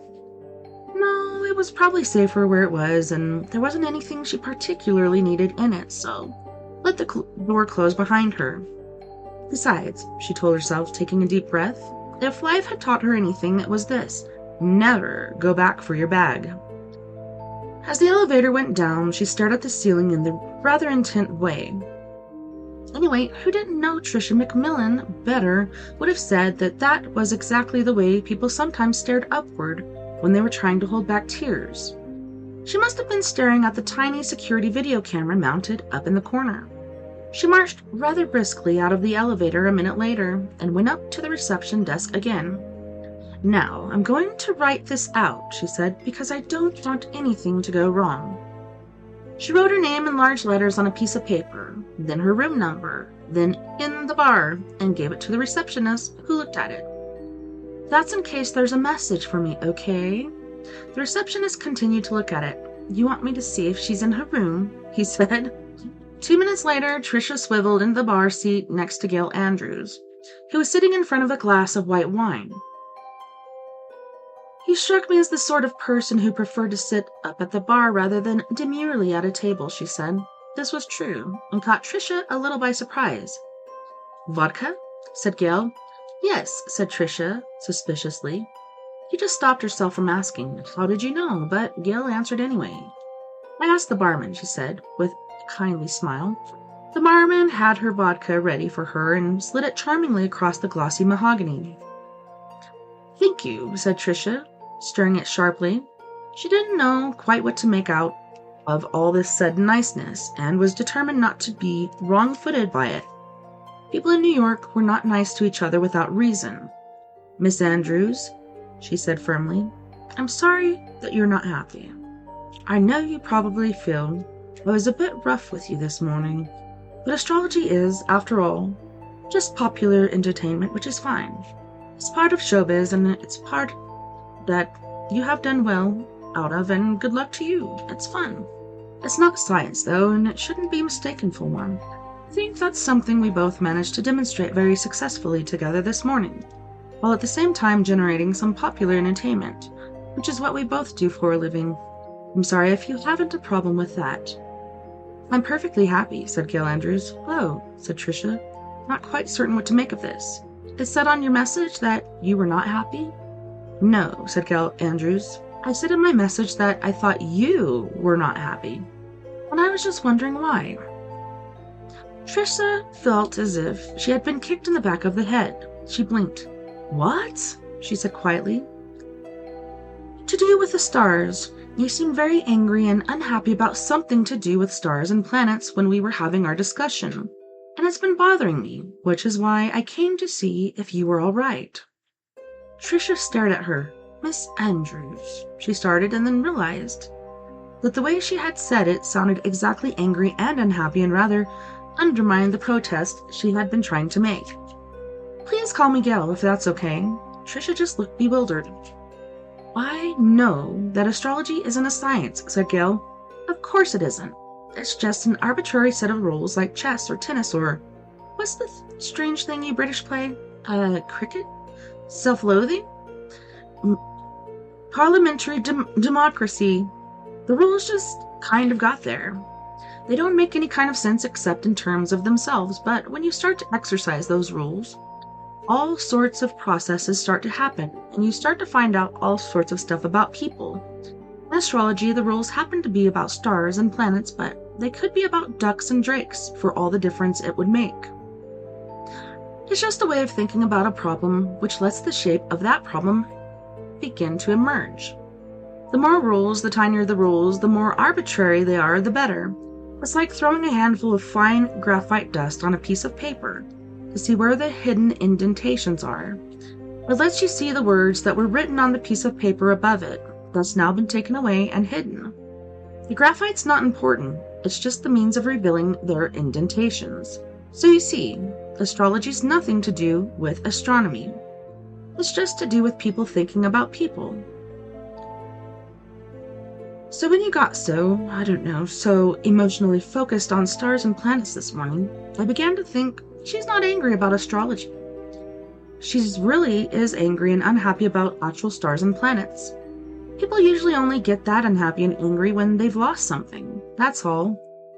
That's all I could think, and I couldn't make any more sense of it than that, so I came to see if you were okay. Tricia was stunned. One part of her brain had already got started on all sorts of stuff. It was busy constructing all sorts of rebuttals to do with how ridiculous newspaper horoscopes were and the sort of statistical tricks they played on people. But gradually it petered out because it realized that the rest of her brain wasn't listening. She had been completely stunned. She had just been told by a total stranger something she kept completely secret for 17 years. She turned to look at Gail. She stopped. Tiny security camera up behind the bar had turned and followed her movement. This completely flummoxed her. Most people would not have noticed it. It was not designed to be noticed. It was not designed to suggest that nowadays even an expensive and elegant hotel in New York couldn't be sure that its clientele wasn't suddenly going to pull a gun or not wear a tie, but carefully hidden though it was, behind the vodka, it couldn't deceive the finely honed instinct of a TV anchor person, which was to know exactly when a camera was turning to look at her. Is something wrong? Asked Gail. No, I have to say that you've rather astonished me, said Tricia. She decided to ignore the security TV camera. It was just her imagination playing tricks with her because she had television so much on her mind today. It wasn't the first time it had happened. A traffic monitoring camera, she was convinced, had swung round to follow her as she walked past it, and the security camera in Bloomingdale's had seemed to make a particular point of watching her trying on hats. She was obviously going dotty. She had even imagined that a bird in Central Park had been peering at her rather intently. She decided to put it out of her mind and took a sip of her vodka. Someone was walking around the bar asking people if they were Mr. McManus. Okay, she said, suddenly blurting it out. I don't know how you worked it out, but I didn't work it out, as you put it. I just listened to what you were saying. What I lost, I think, was a whole other life. Everybody does that. Every moment of every day, every single decision we make. Every breath we draw opens some doors and closes many others. Most of them we don't notice. Some we do. Sounds like you noticed one. Oh yes, I noticed, said Tricia. All right, here it is. It's very simple. Many years ago, I met a guy at a party. He said he was from another planet, and did I want to go along with him? I said, yes, okay. It was that kind of party. I said to him to wait while I went to get my bag, and then I'd be happy to go off to the other planet with him. He said I wouldn't need my bag. I said he obviously came from a very backward planet, or he'd know that a woman always needed to take her bag with her. He got a bit impatient, but I wasn't going to be a complete pushover just because he said he was from another planet.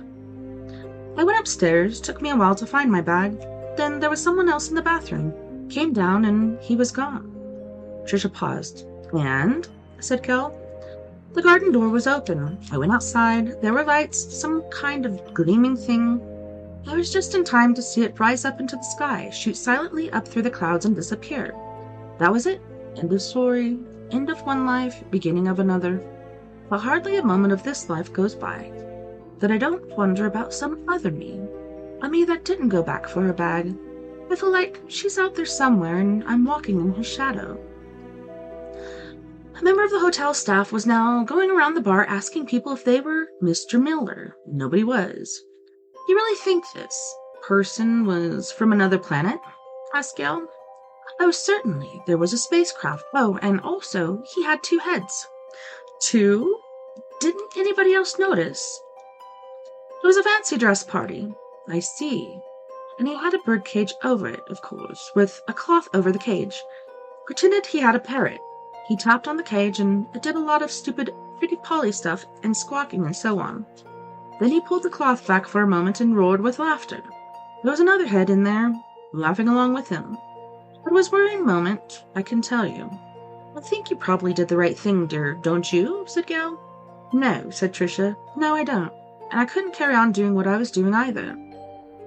I was an astrophysicist, you see. You can't be an astrophysicist properly if you've actually met someone from another planet who's got a second head that pretends to be a parrot. You just can't do it. I couldn't, at least. I can see it would be hard, and that's probably why you tend to be a little hard on other people who talk what sounds like complete nonsense. Yes, said Tricia. I expect you're right. I'm sorry. That's okay. You're the first person I've ever told this, by the way.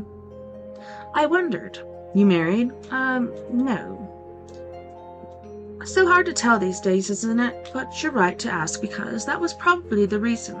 I came very close a few times, mostly because I wanted to have a kid, but every guy ended up asking why I was constantly looking over his shoulder. What do you tell someone? At one point, I even thought I might just go to a sperm bank and take pot luck. Have somebody's child at random. You can't seriously do that, can you? Tricia laughed. Probably not. I never quite found out for real. Never quite did it. Story of my life. Never quite did the real thing. That's why I'm in television, I guess. Nothing is real. Excuse me, lady. Your name Tricia McMillan? Tricia looked around in surprise. There was a man standing there in a chauffeur's hat. Yes, she said instantly, pulling herself back together. Lady, I've been looking for you for about an hour. Hotel said they didn't have anybody of that name, but I checked back with Mr. Martin's office and they said that this was definitely where you were staying, so I ask again. They still say they never heard of you, so I get them to page you anyway, and they can't find you. In the end, I get the office to fax a picture of you through to the car and have a look myself. He looked at his watch. Maybe a bit late now, but do you want to go anyway? Trisha was stunned. Mr. Martin? You mean Andy Martin at NBS? That's correct, lady. Screen test for USAM. Trisha shot up out of her seat. She couldn't even bear to think of all the messages that she'd heard from Mr. McManus and Mr. Miller. Only we have to hurry, said the chauffeur. As I heard it, Mr. Martin thinks it might be worth trying a British accent. His boss at the network is dead against the idea. That's Mr. Zwingler. And I happen to know he's flying out of the coast this evening because I'm the one that has to pick him up and take him to the airport. Okay, said Trisha. I'm ready. Let's go. Okay, lady. It's the big limo out front. Trisha turned back to Gail. I'm sorry, she said. Oh, go, said Gail, and good luck. I've enjoyed meeting you. Trisha made to reach for her bag for some cash. Damn, she said. She left it upstairs. Drinks are on me, insisted Gail. Really, it's been very interesting. Trisha sighed. Look, I'm really sorry about this morning, and don't say another word. I'm fine. It's only astrology. It's harmless. It's not the end of the world. Thanks. On an impulse, Trisha gave her a hug. You got everything? Said the chauffeur. You don't want to pick up your bag or anything? If there's one thing that life's taught me, said Trisha, it's never go back for your bag. Just a little over an hour later, Trisha sat on one of the pair of beds in her hotel room. For a few minutes, she didn't move. She just stared at her bag, which was sitting innocently on top of the other bed. In her hand was a note from Gil Andrews saying, Don't be too disappointed. Do ring if you want to talk about it.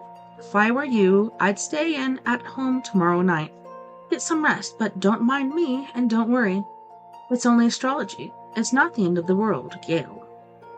Chauffeur had been dead right. In fact, the chauffeur seemed to know more about what was going on inside MBS than any other single person she had encountered in the organization.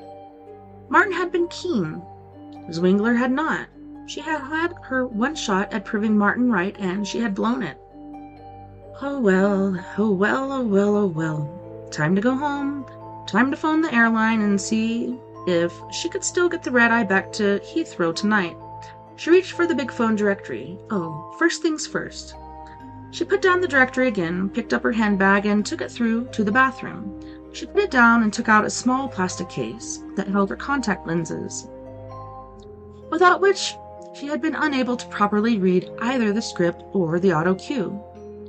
As she dabbed each tiny plastic cup into her eyes, she reflected that if there was one thing life had taught her, it was that there are some times when you do not go back for your bag and other times when you do. It had yet to teach her to distinguish between the two types of occasions.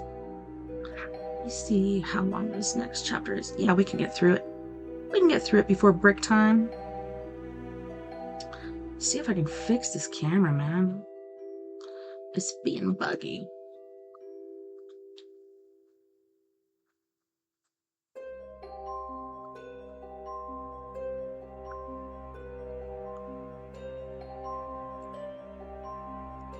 Okay, that's better. I was lagging for sure. Chapter 3. The Hitchhiker's Guide to the Galaxy has, in what we laughingly call the past, had a great deal to say on the subject of parallel universe. Very little of this is, however, at all comprehensible to anyone below the level of advanced God. And since it is now well established that all known gods came into existence a good 3/millionths of a second after the universe began rather than, as they usually claimed the previous week, they already have a great deal of explaining to do as it is, and are therefore not available for comment on matters of deep physics at this time. One encouraging thing the guide does have to say on the subject of parallel universes is that you don't stand the remotest chance of understanding it. You can therefore say, what, and and even go cross-eyed and start to blither if you like without any fear of making a fool of yourself. The first thing to realize about parallel universes, the guide says, is that they are not parallel. It is also important to realize that they are not, strictly speaking, universes either, but it is easiest if you don't try to realize that until a later date. After you've realized that, everything you've realized up to that moment is not true. The reason they are not universes is that any given universe is not actually a thing as such, but is just a way of looking at what is technically going as the WSOGMM, or whole sort of general mishmash.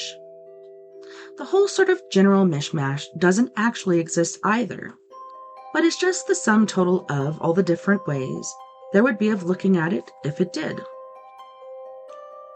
The reason they are not parallel is the same reason that the sea is not parallel. It doesn't mean anything. You can slice the whole sort of general mishmash any way you like, and you will generally come up with something that someone will call home. Please feel free to blither now. The earth with which we are here concerned, because of its particular orientation, the whole sort of general mishmash, was hit by a neutrino that other Earths were not. A neutrino is not a big thing to be hit by. In fact, it's hard to think of anything much smaller by which one could reasonably hope to be hit. And it's not as if being hit by neutrons was in itself a particularly unusual event for something the size of the Earth. Far from it. It would be unusual nanoseconds in which the Earth was not hit by several billion passing neutrinos. It all depends on what you mean by hit, of course, seeing as matter consists almost entirely of nothing at all. The chances of a neutrino actually hitting something as it travels through all this howling emptiness are roughly comparable to that of dropping a ball bearing a random from a cruising 747 and hitting, say, an egg sandwich. Anyway, this neutrino hit something. Nothing terribly important in the scale of things, you might say. But the problem with saying something like that is that you would be talking cross-eyed badger spit. When something actually happens somewhere, in something as wildly complicated as the universe, Kevin knows where it will all end up, where Kevin is any random entity that doesn't know nothing about nothing. This neutrino struck an atom. The atom was part of a molecule. The molecule was part of a nucleic acid. The nucleic acid was part of a gene. The gene was part of a genetic recipe for growing, and so on. The upshot was that a planet ended up growing an extra leaf in Essex, or what would, after a lot of palaver and local difficulties of the geological nature, become Essex. The plant was a clover. It threw its weight, or rather its seed, around extremely effectively and rapidly became the world's dominant type of clover. The precise causal connection between this tiny biological happenstance and a few other minor variations that exist in that slice of the whole sort of general mishmash, such as Tricia McMillan failing to leave with Zaphod Beeblebrox, abnormally low cells of pecan-flavored ice cream, and the fact that Earth, on which all this occurred, did not get demolished by the Vogons to make way for a new hyperspace bypass, is currently sitting at number 4,763,984,132 on the research project priority list at what was once the history department of the universe of Maximegalon, and no one currently at the prayer meeting by the poolside appears to feel any sense of urgency about the problem.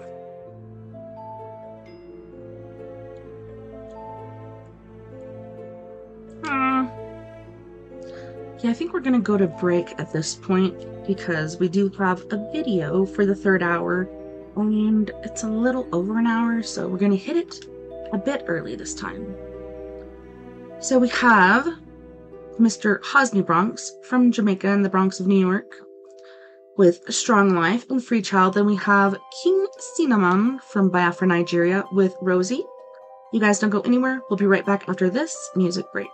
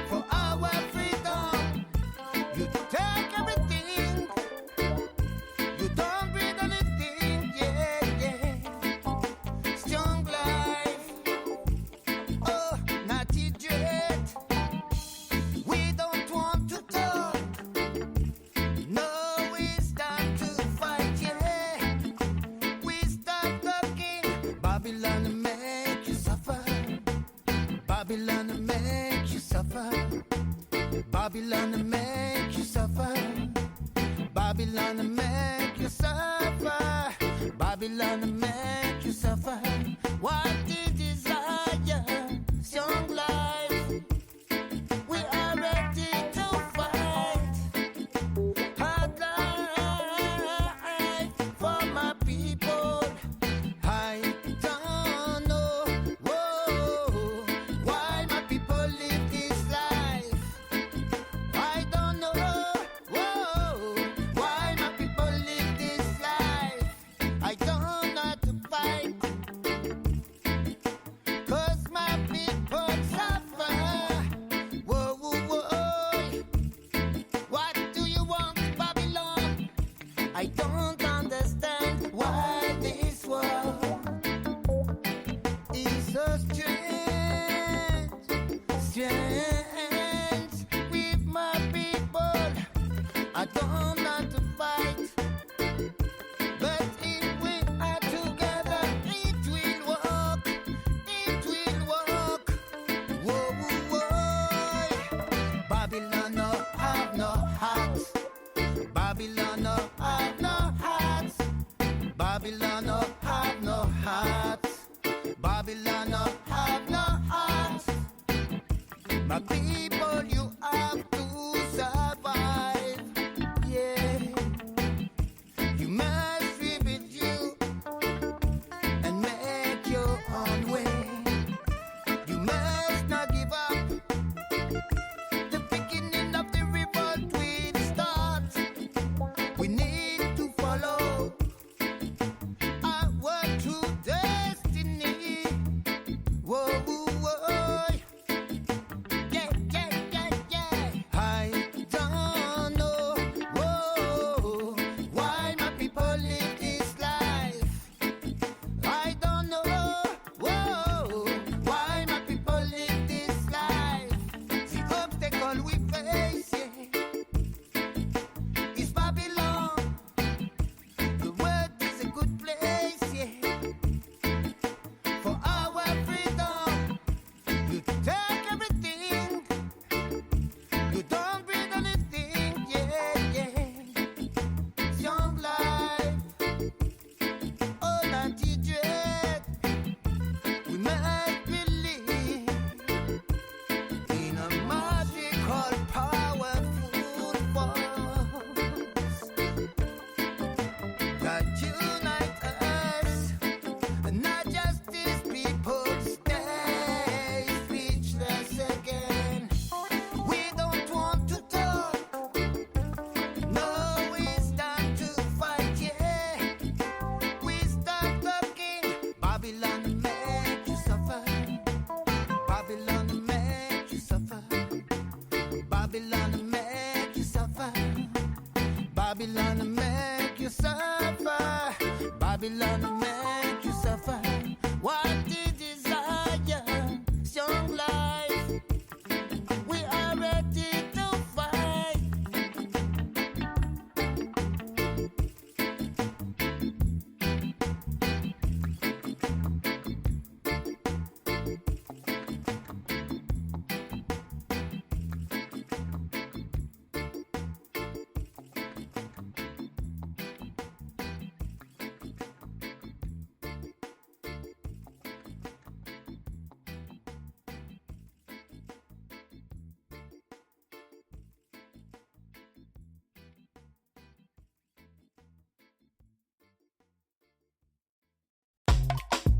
Oh yeah, it's Funky on the beat.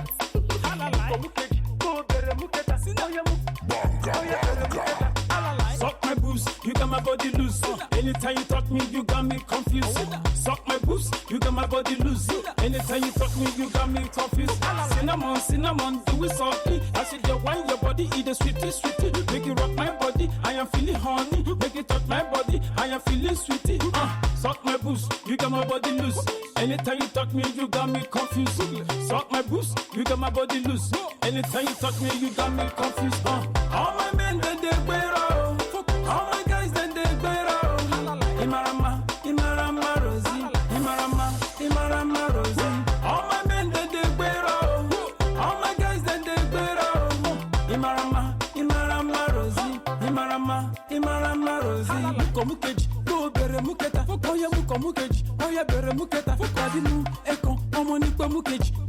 bẹ̀rẹ̀ mú kẹta, ọmọ ní fún mi lẹ́yìn. Daddy fisi, ọmọ ní ẹjọ́. Daddy sọ́sí, ọmọ ní ẹjọ́. Daddy kósí, ọmọ ní ẹjọ́. Daddy kan him pussy, ọmọ ní ẹjọ́. Daddy and his baby, them dey for corner. Daddy begin the touch and the girl dey holla. Now daddy begin the open the shirt collar. Now something come out, daddy begin the suck am. Daddy move echo, ọmọ ní pẹ́ mú kejì. Daddy bẹ̀rẹ̀ mú kẹta, ọmọ ní fún mi lẹ́yìn. Daddy fisi, ọmọ ní ẹjọ́. Daddy sọ́sí, ọmọ ní ẹjọ́.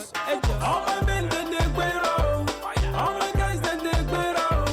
Imarama Rosie, Imarama Rosie. All my men they gbero, all my guys they gbero. Imarama Rosie, Imarama Rosie. Suck my boost, you got my body loose. Anytime you touch me, you got me confused. Suck my boost, you got my body loose. Anytime you touch me, you got me confused. Cinnamon, do it softly. As you dey wine your body, eat the sweetie. Make it rock my body, I am feeling honey. Make it touch my body, I am feeling sweetie. Suck my boost, you got my body loose. Anytime you touch me, you got me confused. Suck my boost, you got my body loose. Anytime you touch me, you got me confused. Kissy, amani, ejo. Daddy saucy, amani, ejo. Daddy gossy, amani, ejo. Daddy kahir pussy, amani, ejo. Daddy count out, amani, ejo. Daddy comfort, daddy consist, amani, ejo. Daddy can't eat, daddy 120, amani, ejo. Daddy 18, daddy 240, amani, ejo. Daddy 36. Daddy and the baby, them there for corner. Daddy begin the touch and the girl the holla. Daddy begin the open the shirt collar. I come to come, daddy begin the sucker. Daddy move echo, ọmọ ní pẹ́ mú kejì. Daddy bẹ̀rẹ̀ mú kẹta, ọmọ ní fún mi lẹ́yìn. Daddy fisi, ọmọ ní ẹjọ́. Daddy sọ́sí, ọmọ ní ẹjọ́. All my men they gbero, all my guys they gbero. Imarama Rosie, Imarama Rosie. Oh yeah, it's funky on the beat.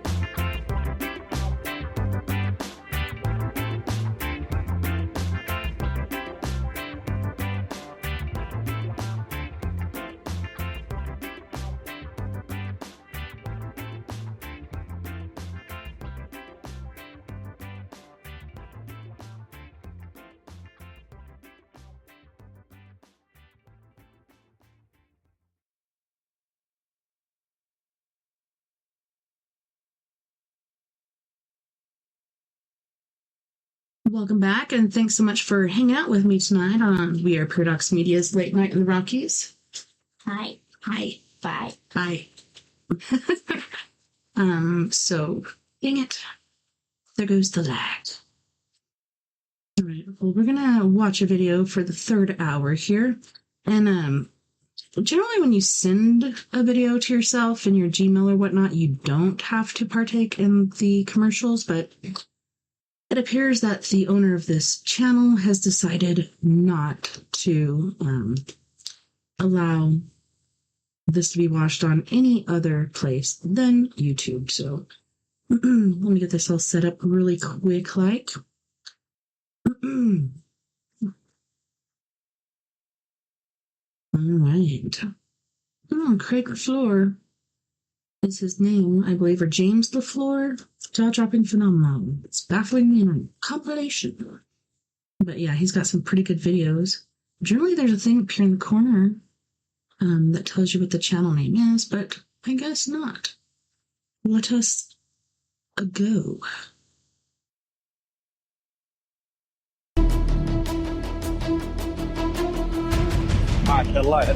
Look at that! I'm trying to figure out what it is. Holy, we're gonna get trapped in that. We gotta go. Oh my god. Oh my god. Oh my god. Don't see. No. Run! Oh, that's crazy. That's true. I got Squid business.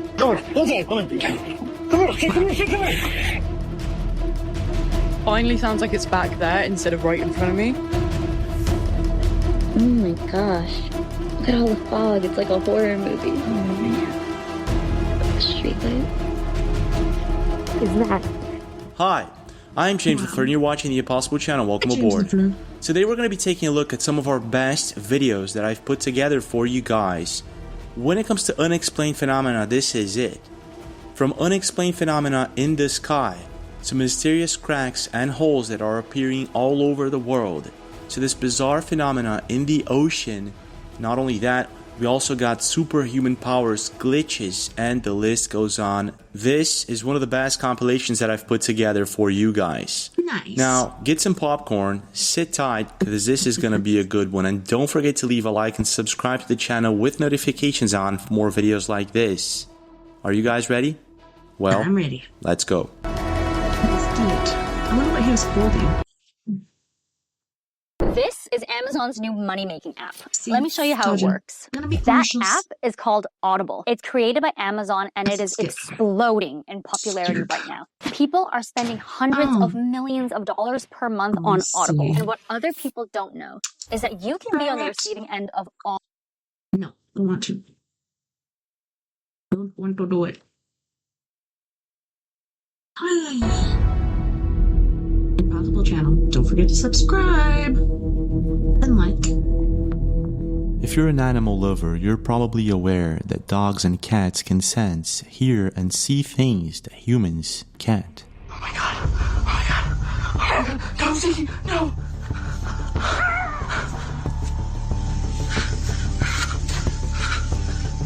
Now this is mostly because dogs and cats can hear and see through a spectrum of frequency that humans can't. This means that sometimes your dog or cat may start acting strange out of nowhere for no reason. And if you're out in the woods or in a very distant place, you should pay attention to it and maybe get the heck out of there as fast as possible. This is sort of what happened with Alice, a TikTok account who usually posts videos in the UK walking her Look at her little dog, Nico, Pomeranian. in the woods.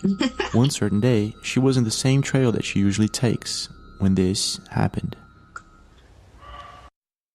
You okay, maybe? Come here.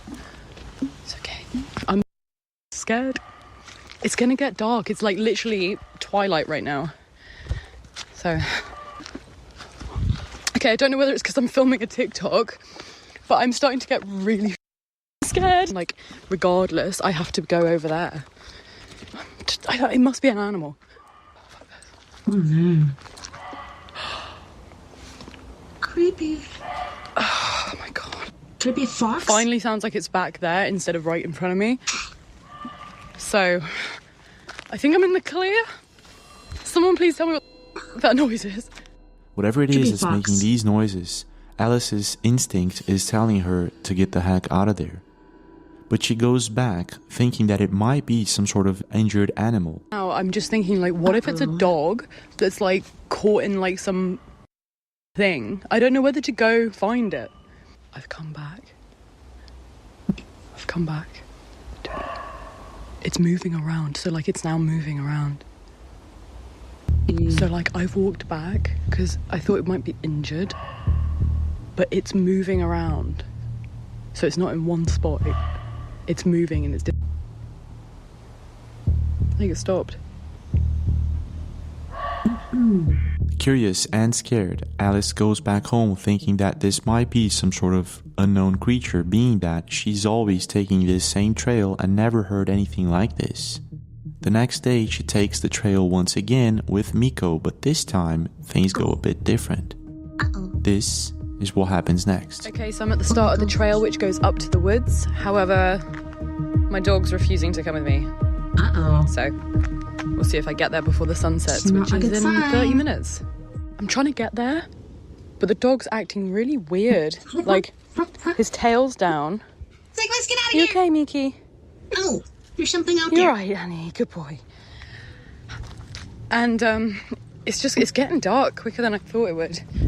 He's like, stupid I walked human. past these yesterday and I didn't think they were creepy back then.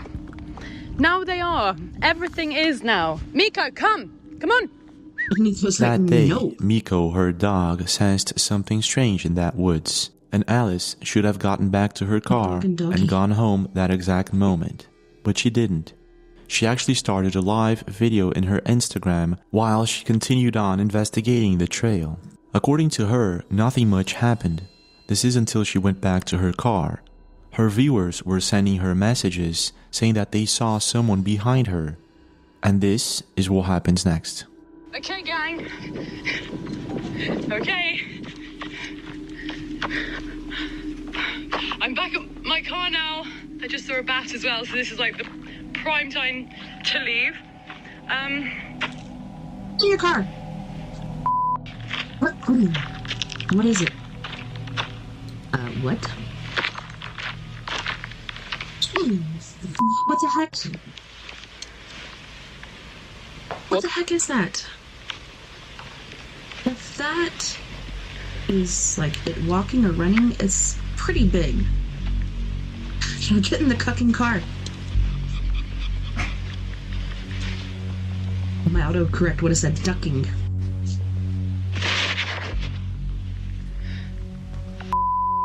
Come on, Chica. Get in your car. I'm leaving. Saw someone. What? Alice spots what appears to be some sort of footprint just next to her car. But that's Her straight. viewers like, also that's say huge. that they saw something or someone It's gotta behind be, her. like, 10 Whatever feet it tall. is that was following Alice that day, her dog sensed it, and she should have paid attention to it. However, my dog's refusing to come with me. So, we'll see if I get there. Now keep in mind that this is the only strange video that Alice has ever uploaded into her account. She's not doing this for views, so whatever this thing is, it got her and her dog pretty spooked. And I guess that if it wasn't for her viewers telling her to get inside her car and leave, something else might have happened that day. In your They said they opinion, saw what do something you in the think was background. making Do you those see sounds anything? and chasing her around I in the didn't see woods it. that day? And has anything like this ever happened to you? No. Traveling with friends or family can be loads of fun, and I guess most of the times we expect things to go just about right. But sometimes things So we did security up in Rico, Colorado at an old mine site. And these, excuse me, these engineers were up there and they were removing like all the toxic water and such from the mines because it was like seeping out into the stream that was right there. And they wanted us up there so people from town that go up there and do target practice and stuff like that wouldn't be shooting the tanks full of toxic water because, you know, it would ruin the whole thing. But yeah, at night, you would hear these huge rocks being lobbed off the side of one of the mountains that were nearby. Like it's like a mountain trail that goes way up there, but It was trippy. Pretty sure it was Bigfoot. Me and my bestie Mia and my friend Richard went up there after we did an investigation at the Enterprise Bar and Grill to go looking for Bigfoot. And we didn't find Bigfoot, but I found some Bigfoot tracks. It's pretty interesting. These turn out to be different. And this is sort of what happened with Corian and his friends who traveled to Switzerland to a small city by the name of Kandersteg. Now, according to Corian, who I spoke to, him and his friends were taking photos of the town, and it was around 9 p.m. that evening when a friend of his noticed something odd. They got their cameras and immediately started recording it, and this is what they caught on camera. Yeah. Holy Look at that! I'm trying to figure out what it is. Yeah, I have no clue. What appears to be a humanoid-shaped figure can be seen flying in the sky, and Corian and his friends were completely baffled. It couldn't be. They tried taking pictures and zooming in with the binoculars so they could see it better. However, it didn't seem to work out very much. Okay, there is a floating... There's nothing under it! No! There's nothing under it! At the time, they shrugged it off and went back to their normal lives. This is when, the next day, they seem to spot what appears to be the same thing, but this time in another part of the mountains. This is what they caught on camera. Oh, that's beautiful quality. Hello? Oh, I see that! It looks like a paragliding thing. I don't think that's a paraglider. Yeah. Definitely a paraglider. What the hell? No, I see that now. It's white now. It looked black before. Blue, white. What the heck is that? No, it's been there for 14 hours. It's not a paraglider. No. Corian was randomly filming the mountains when all of a sudden they seemed to spot what appears to be the same thing. But this time video quality is much better and we can see that it's white and blue, and this time it's floating sideways, a bit different. What is this thing? Corian and his friends immediately focus on the object. It's like an UFO. And we can see it a bit better, but still, it's very difficult to make out what it is. Corian posted the video to Reddit and it amassed millions of views and thousands of comments. People were talking about it all over social media. One internet user suggested it could be a balloon. The Corian stayed there for more than an hour taking videos and pictures, and it stayed there floating in the same place. So it couldn't be. One person suggested it could be power lines, but to be very honest, I don't see any power lines in his photos and the second video, which has better quality, so I'm not too sure about power lines. It seems the more questions were made, the more mysterious it became. ¿Qué diablos es eso de allá? Esto ya no llega a ser normal, gente. What? ¿Qué?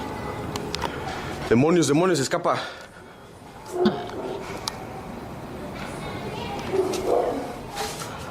Joder, joder.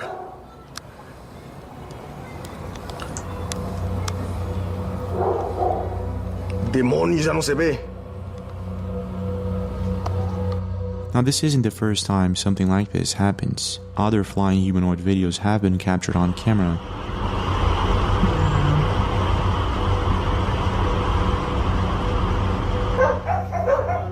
Oh, una persona, ¿no? Para. Una persona, huevón. See, look at that one. Like, what the heck? And I guess the most compelling video was captured by Nadine Lorenzi, who saw what appears to be a humanoid figure flying just next to his airplane. It's so hard to film out of the airplane windows because they're generally very scratched up. Wait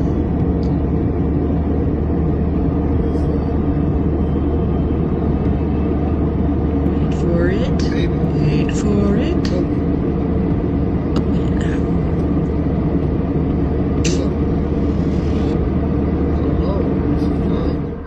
In some of these videos, we could even speculate it's a balloon or maybe a jetpack. However, in some of them, it's as baffling as it can get. And I guess it's the case with Corian's video. In your opinion, what do you think Corian captured on camera? What's your take? Something odd for sure. It's not normal. Most people have no clue that in 2023, the best way to make money on Amazon is not with physical.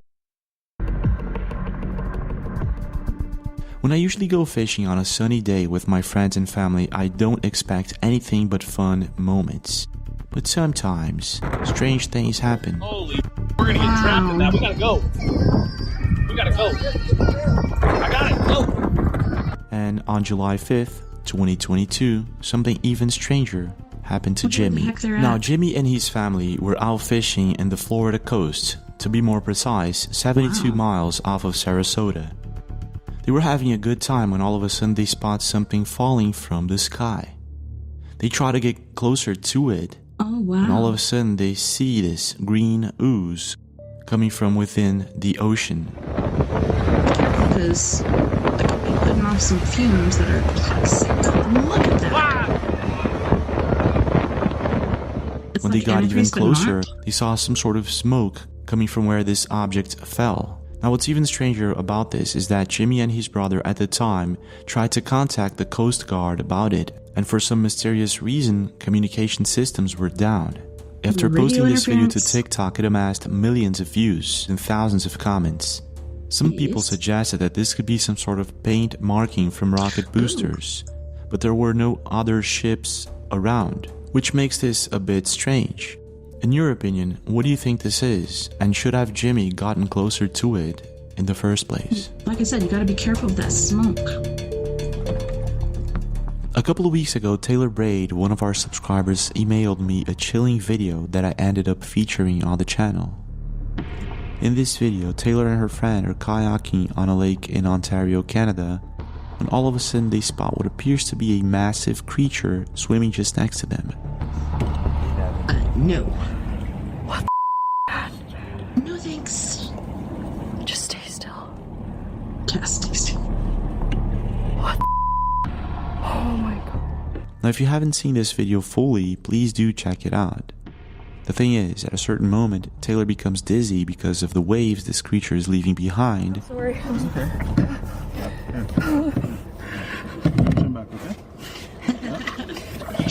But she goes back to recording and captures the creature making a U-turn.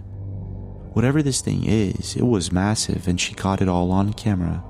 But the question is, what is this? A couple of days after publishing this video to my YouTube channel, dozens of subscribers came in with videos of what's supposed to be the same thing, and it was captured all over the world. In this next video, for instance, we can see a family having a good time on a lake in Argentina when all of a sudden, this happens. Check this out.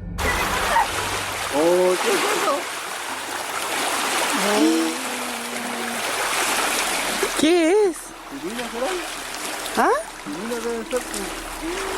Vanilerita.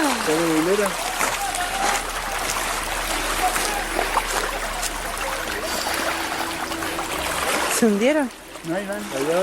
Oye, pero ¿y la gente no se ha dado cuenta? Whatever this monster-like creature is, it was captured by this family in Colico Lake in Argentina. And now, scared by what they're seeing, they try to warn the other group of people just next to them.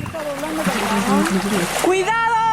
You couldn't because they were going too crazy and then I was like, I'm so scared and they just leave me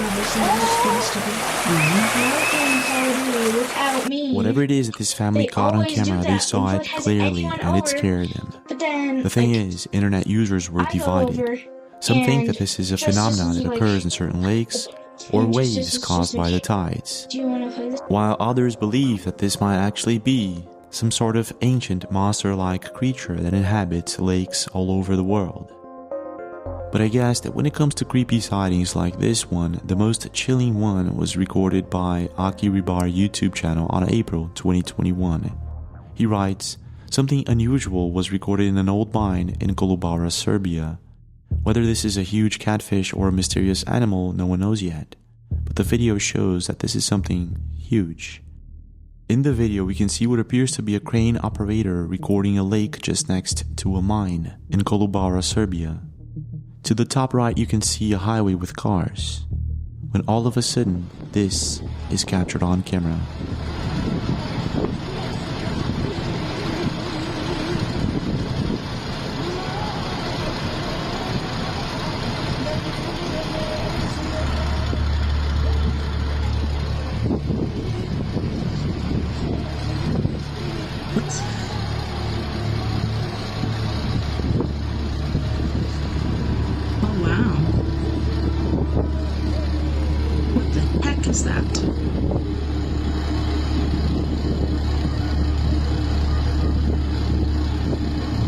It's huge. At first, what appears to be a giant eel or maybe a whale-like creature can be seen swimming in the lake. But the crane operator continues recording this baffling video. And this is what happens next.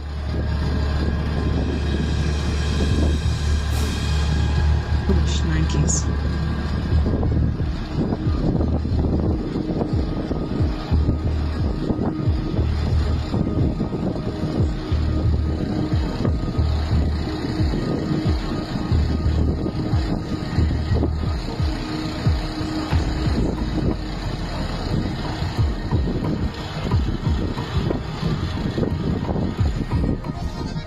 A massive creature is captured on camera in Kolubara, Serbia.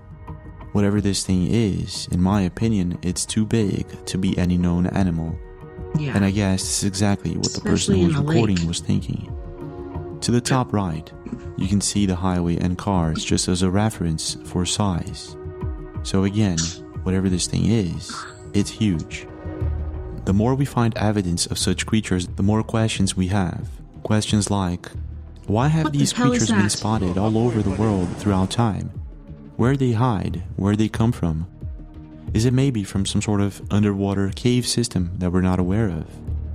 In your opinion, what do you think is going on? Or maybe it could be like, because the planet was mostly covered with water at one point, and then the water went away. Maybe just like when the ocean rises, then goes back out to tide, certain things get stuck in little pools of water. Perhaps that's how this happened in certain lakes. On here, is this really some sort of monster-like mystery creature, or is it something else? What's your take?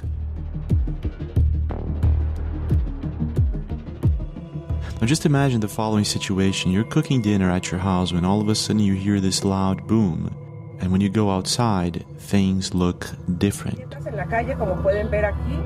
Era una línea el día viernes por la noche y el día de hoy siguen creciendo.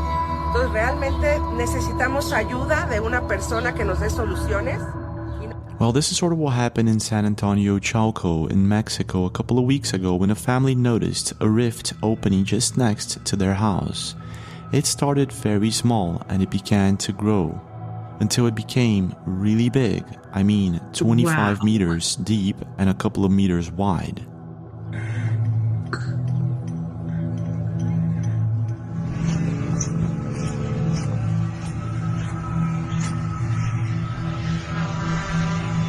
Esta grieta se sigue, es subterránea, pero ya nos partió las casas, entre ellas la mía.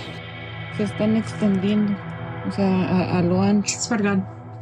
Now, experts believe this has something to do with strong rain, but other than that, there is absolutely no explanation for this phenomena. But it seems that it's not just in Chalco, Mexico. Rifts like this one and sinkholes have been opening all over the world for the last couple of years, and no one knows exactly why. What the frack is that?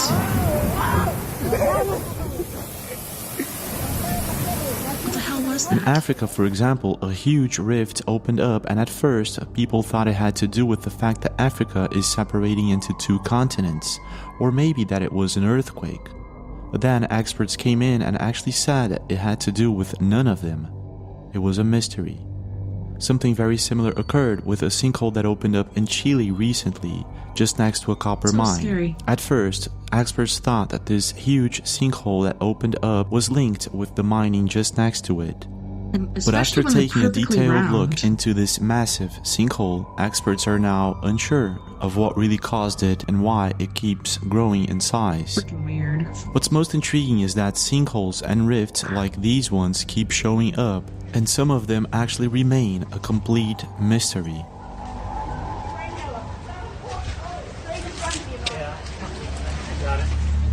I was watching this video earlier this week where this Indian chick was walking, minding her own business. Her and her family were on vacation. I guess she went down to the market to get something for them to eat or whatnot. And this couple's walking, and then she's walking, and she walks this way, and she's not too far from them. And all of a sudden, the ground just drops out. She disappears, and Shoot, I don't know if they ever found her. They searched and searched and searched. They thought she got sucked through a pipe or something, but it was crazy. But just like you and me, there are some people out there who are curious to find out what hides beneath these sinkholes. A YouTuber by the name of Takrax actually did a curious experiment where he throws an iPhone into a sinkhole, and this is what he captured on camera. Oh, I think pretty crazy, guys. You can see there's steam coming straight out of this water. Grass growing on the edges here. It's supposed to be about 140 to 180 degrees Fahrenheit, but it's super sick. Literally in the middle of nowhere. Takrax and his team carefully fly the phone into the sinkhole water, and this is what happens.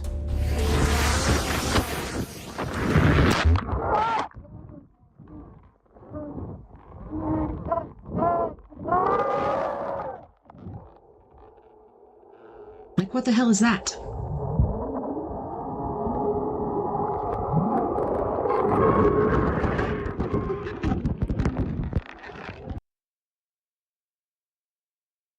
If you don't want to open your third eye, then don't watch this video. This method isn't for everyone.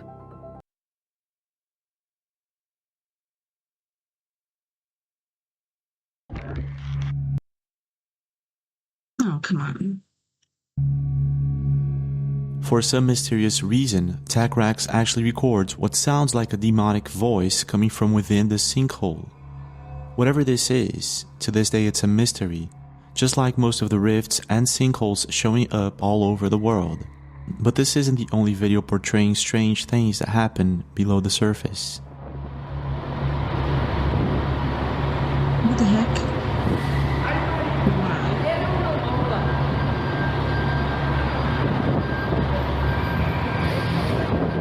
In 2018, engineers were repairing a tunnel in Medellin, Colombia when they noticed this mysterious phenomenon and started recording it. Yeah, what the hell is that? Freaking weird.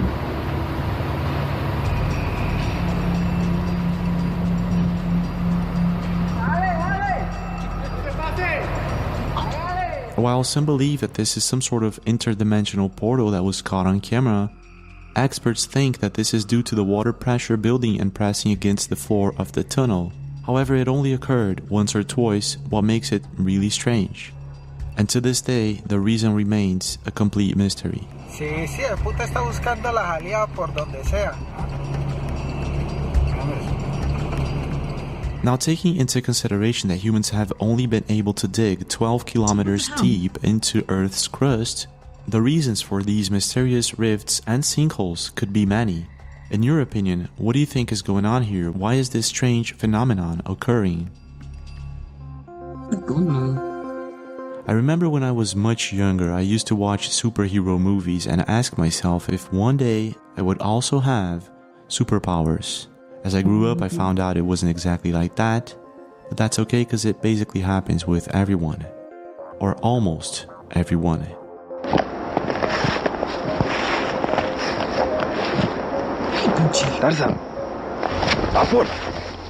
In this video, for instance, Jeff Janish was walking his dog in Russia in the woods when all of a sudden something catches his dog's attention. He followed his dog, and what happened next left him speechless.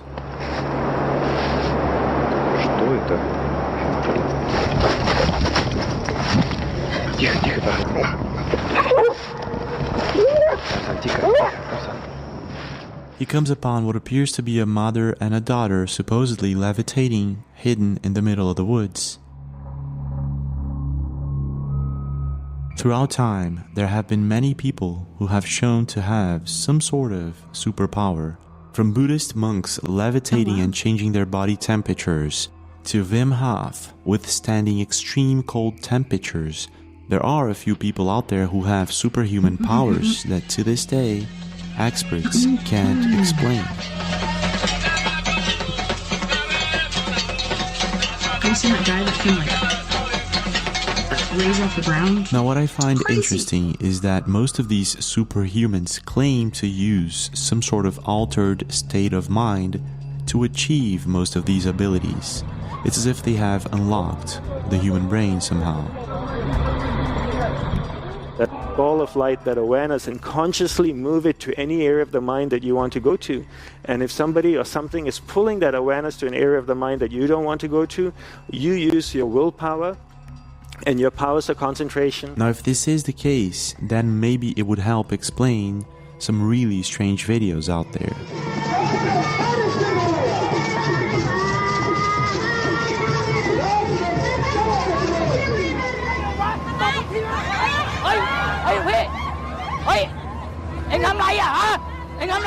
A couple of weeks ago, a man by the name of Isaac Luna started posting strange and odd videos to social media.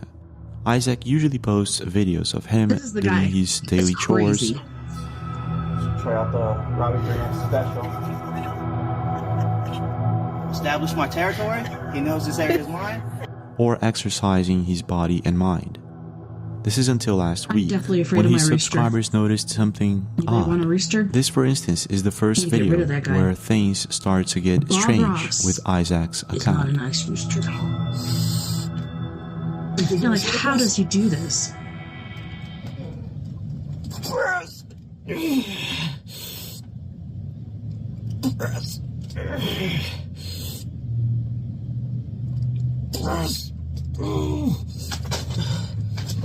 That's the movement. I'd be afraid of rupturing like a... If you have any questions, let me know. But vein in my brain or something. Everyone should be able to do this movement. When I first watched this video, I was pretty sure that this man was somehow levitating using some sort of camera trick or maybe a rope. And I guess most people thought that too. His Instagram and TikTok followers were completely divided between, is this a camera trick, a green screen, or is it maybe real? This is when Isaac posted his second video in a different setting, in his backyard. Check this out.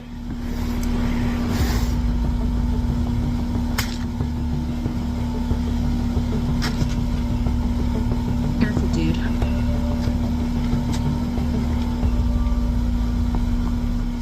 However it is that Isaac is doing this, he left most of his viewers baffled. But still, there were people who thought he was using some sort of green screen or a special effect. Isaac then posted a third video in the grass, in the middle of his backyard, not touching any wall. Check this out.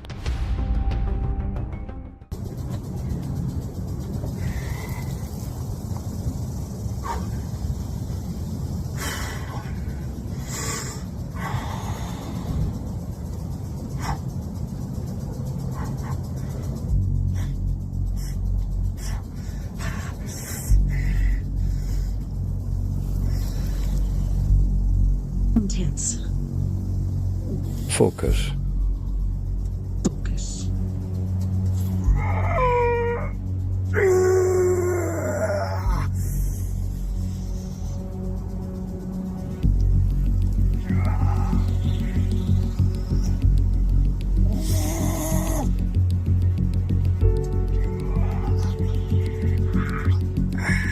Crazy. As Isaac posted more of these videos, it became stranger by the day. If it's a trick or not, no one knows how he's doing it. People all over the world were trying to do the same thing on TikTok and Instagram without any success. And to prove that he wasn't using any green screen, Isaac posted a fourth video showing his backyard.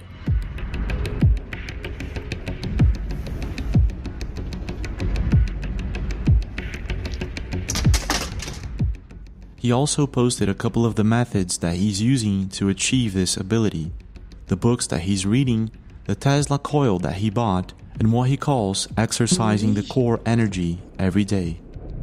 Whatever it is that's going on here, I'm pretty sure that it should be a trick, but no one has figured out how it is that he's pulling it.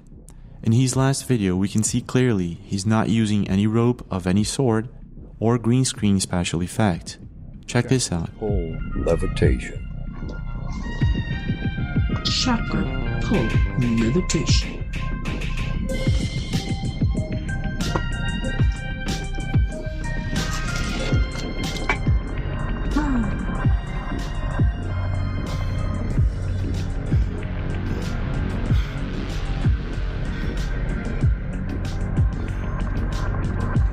Focus.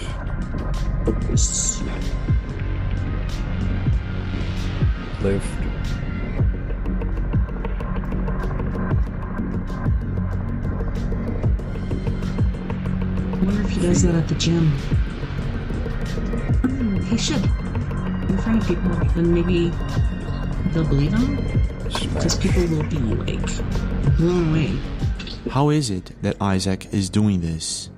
If it was supposed to be some sort of elaborate trick, there would be hundreds, thousands of people maybe doing the same thing on TikTok and Instagram, and this isn't the case. So what's going on here? Is this maybe the real deal? Is it some sort of glitch in the simulation, or is it some sort of superpower? What's your take?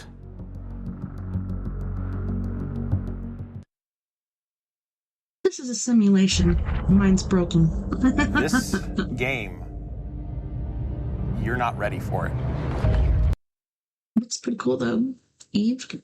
Hi, I'm back, but just for a few seconds. So in this next video, we feature several different stories, and in one of them, I'm featuring the Glimmerman. This is actually the first time ever that I feature the Glimmerman on the channel, which is this invisible humanoid creature that lurks the woods at night, sometimes during the day, but it's very similar to the movie The Predator. And what you're about to watch is real. It really happened. It's legit. But the thing about it is, there's very little information about the Glimmerman, but if you search, you'll find several stories from people all over the world, and these stories are real. So whatever's out there, well, it's creepy. Are you ready? Because this is going to be a wild compilation, from the Glimmerman to mysterious glitches in the Matrix to cryptids, Bigfoot, and other creatures. This is gonna be a wild one. Well, let's go. Every single day in the US alone, 115 million cars and trucks are hitting the roads. That's a lot of people driving. And if you stop to think about the fact that most of these people have a camera with them, it would be very likely that at some point, someone is going to capture something really strange on camera by chance. What the hell? What is that, Mom? What? Ma, you see this? No. Holy What the hell is that? Y'all see the UFO over there?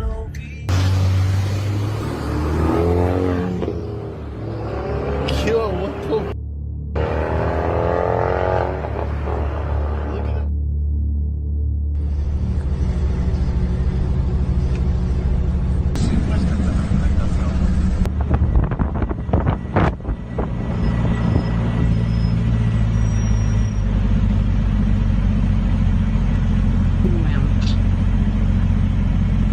California that looked kind of like a Star Trek ship. My friend sent it to me. भाई जी देखो ये spaceship land हो रही है UFO इसे पीछे करते जल्दी. And this is sort of what happened with Staylight Reddit user when he was with a couple of friends and he spotted something really strange on camera, something that he couldn't quite explain. And he did what anyone would do and he started recording it immediately. This is what he caught on camera.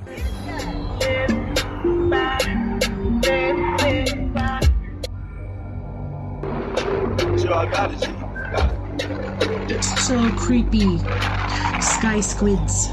There's so many sightings of those. At first, what appears to be a dark figure can be seen hovering just above their car. The squid ones. If we take a look at it closely, it really looks something like a Harry Potter Dementor, something out of a horror movie. Some internet users left comments saying that this could actually be some sort of kite, which at some point makes sense. But Staylight, Reddit user, posted a part 2 of the video, and this is when things really get weird. Check this out.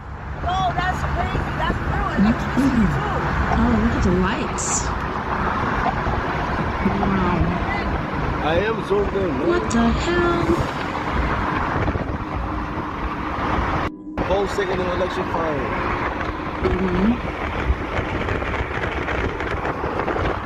It went into the clouds. It went up into the clouds. Be still. Yo, I swear to you, G.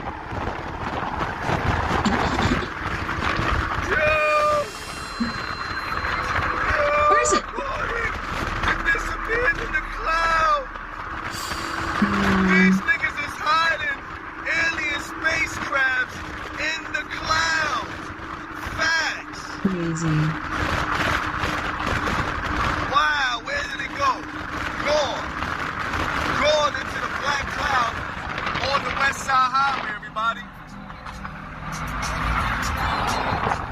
into the clouds. He flew up. I got it. Whatever this thing is, it seems to be emitting some sort of electricity from it. And at some point, it goes up and disappears completely into the clouds, which isn't exactly the typical behavior of a kite. Internet users were completely divided. Some actually think that this is an LED kite, and others are stating that LED kites do not shine or emit electricity like this. Not only that, they don't disappear into the clouds like that.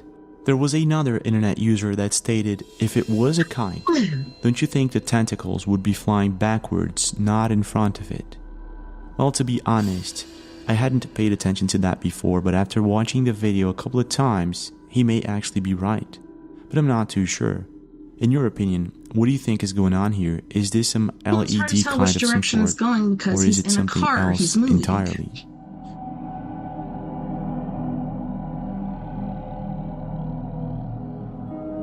Weird. Now, I don't know about you, but I am definitely a dog lover, and if you're a dog lover too, you're probably aware of the fact that dogs can sense and hear things that humans can't.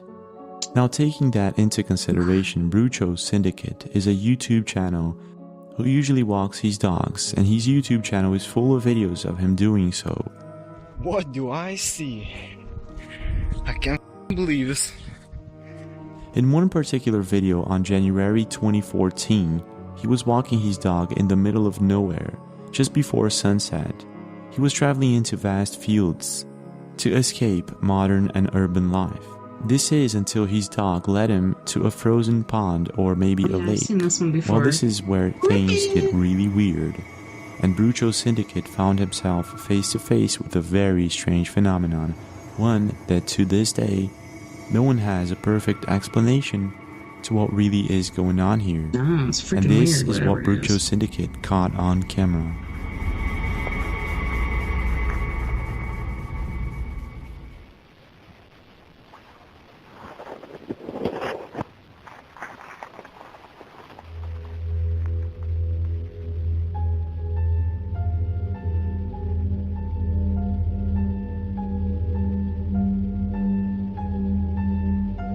Ew, like some alien life form or something.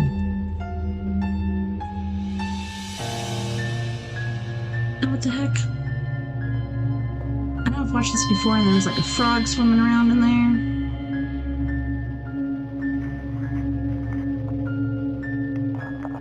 What appears to be a breathing hole can be seen inside the frozen lake, and Brucho Syndicate very bravely tries to capture it all on camera.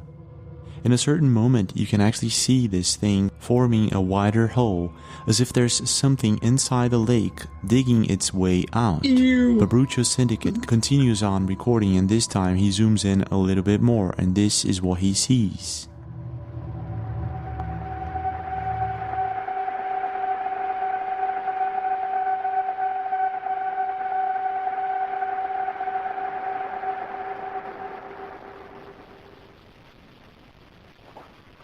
Freaking weird, man.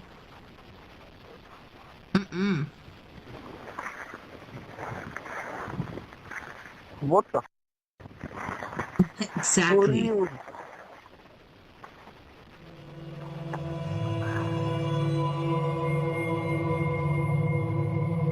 See, there's the frog. What the?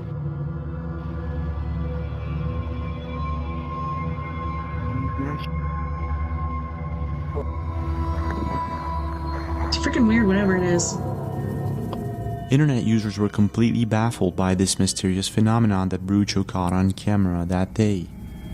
Some believe it could be a volcano, but Brucho says that in the middle of Europe where he lives, there are no active volcanoes, and I don't think this is the case.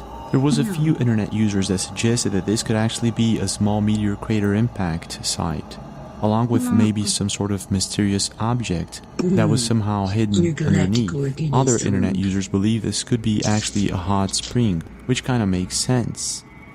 But Brucho replied to his subscribers that he checked many hot spring videos out there on YouTube, and according to him, they don't look anything like this mysterious phenomenon that he caught on camera. Needless to say, To this day, this continues on being a mystery, and I have absolutely no idea what it is that Brucho caught. What I do know is that his subscribers asked him to go back there on a summer day, and he did. And this is what he saw. Because it's getting insanely hot. See it there? Here we go. Dude, I wouldn't walk in there, dude. Oh my god, this is so But nasty. he does it. Look at that, Yeah. it's like glowing. I don't think this is healthy. Ew. Oh, man. Oh, that's so slimy. That's nasty. Oh. I'd have to wear like those fishing man, I can't boots. believe how nasty. Oh, it's like what is this place? I see it. Oh wow. Brucho Syndicate So finds the gross. spot once again, but it seems that whatever this thing is, it isn't there anymore, which makes this even Poke it. weirder. In your opinion, what do you think is going on here? Poke it.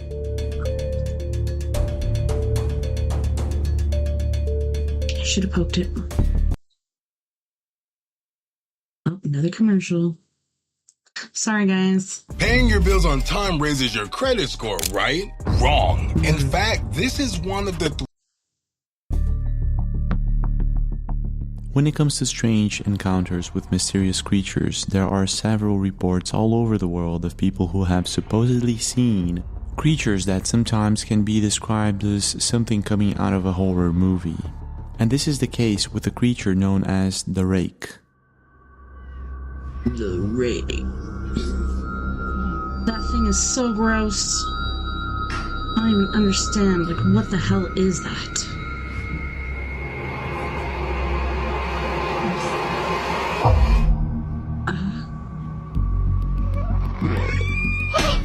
Now, the Rake is supposedly a fictitious character that was elaborated by 4chan users around 2003.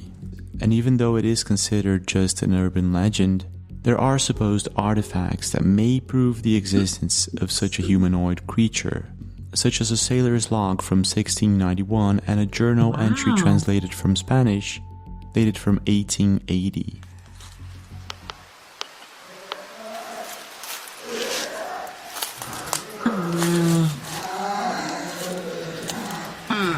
It's so scary.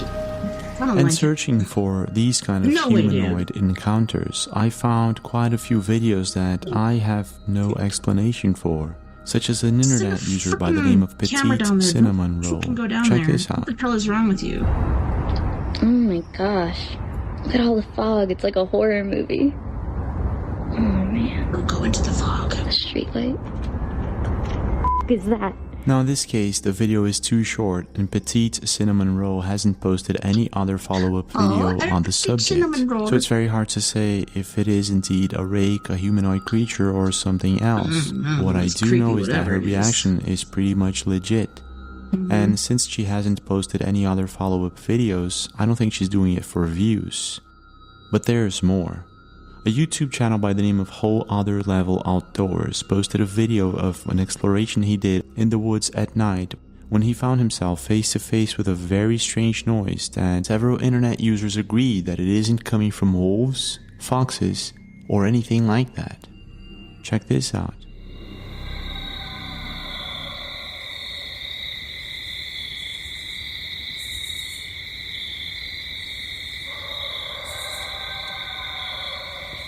Creepy. Creepy.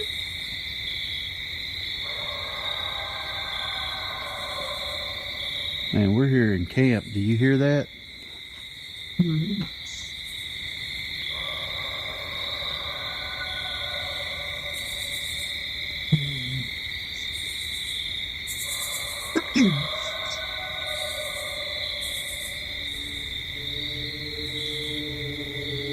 You think that's a yoke? Is that his buddy?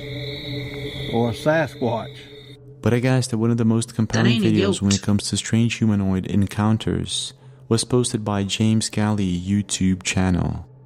In this video, a group of men are hunting in the woods at night. When they hear a strange sound coming from a river nearby, they made the mistake of getting closer to it, thinking it was an animal. And this is what happened. I don't know. 2006.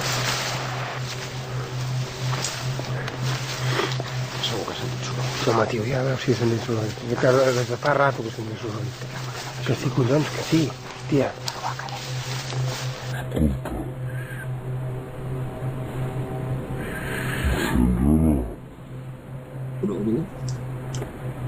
Slow motion.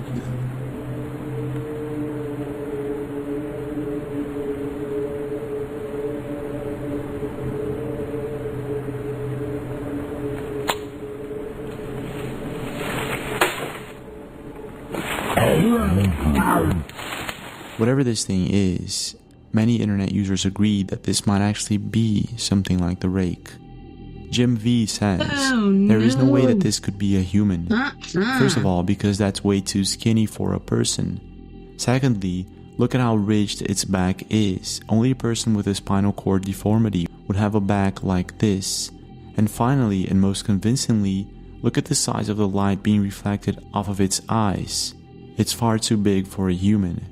Now, I don't know if I agree 100% with Jim, but he has a point. It's just way off. It's too strange. In your opinion, do you think it's all just a hoax, or is there a possibility that there are strange humanoid beings living out there deep in the woods? Anything's possible, man. Now, I don't know if you agree with me, but I would say that humans have achieved a lot of advance in the few hundred years. And if you compare nowadays with the old times, well, we know a lot more about the world that we live in, the universe in general. We know a lot more. But still, there are loads of things to learn and things that we can't easily explain. What? You see that? It's not moving! It just it's not moving! The planes, is it? Well, I've seen that in Phoenix, Arizona. The flag's not waving. What the f***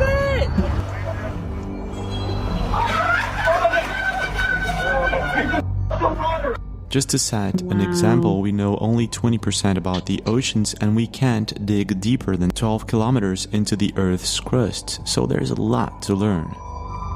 And I guess that because there's still a lot to learn, some people coin unexplained things as a glitch in the matrix or in the simulation, as if we were living in a digital simulation created by a higher intelligence. Oh wow. That's so freaking weird, man.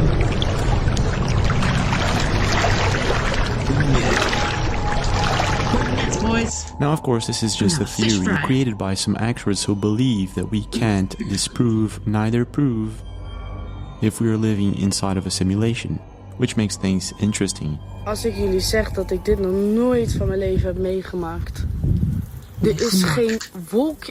Waar komt dit vandaan? Wat is dit? Weird. What is this? Hallo? Now, of course, this is just an idea, a theory, but there are a few videos out there that actually makes us scratch our heads and ask, are we actually living in some sort of simulation?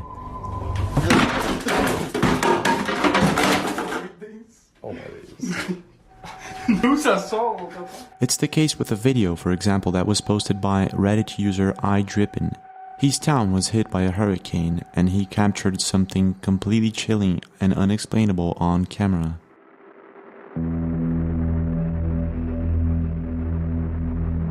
Be right back.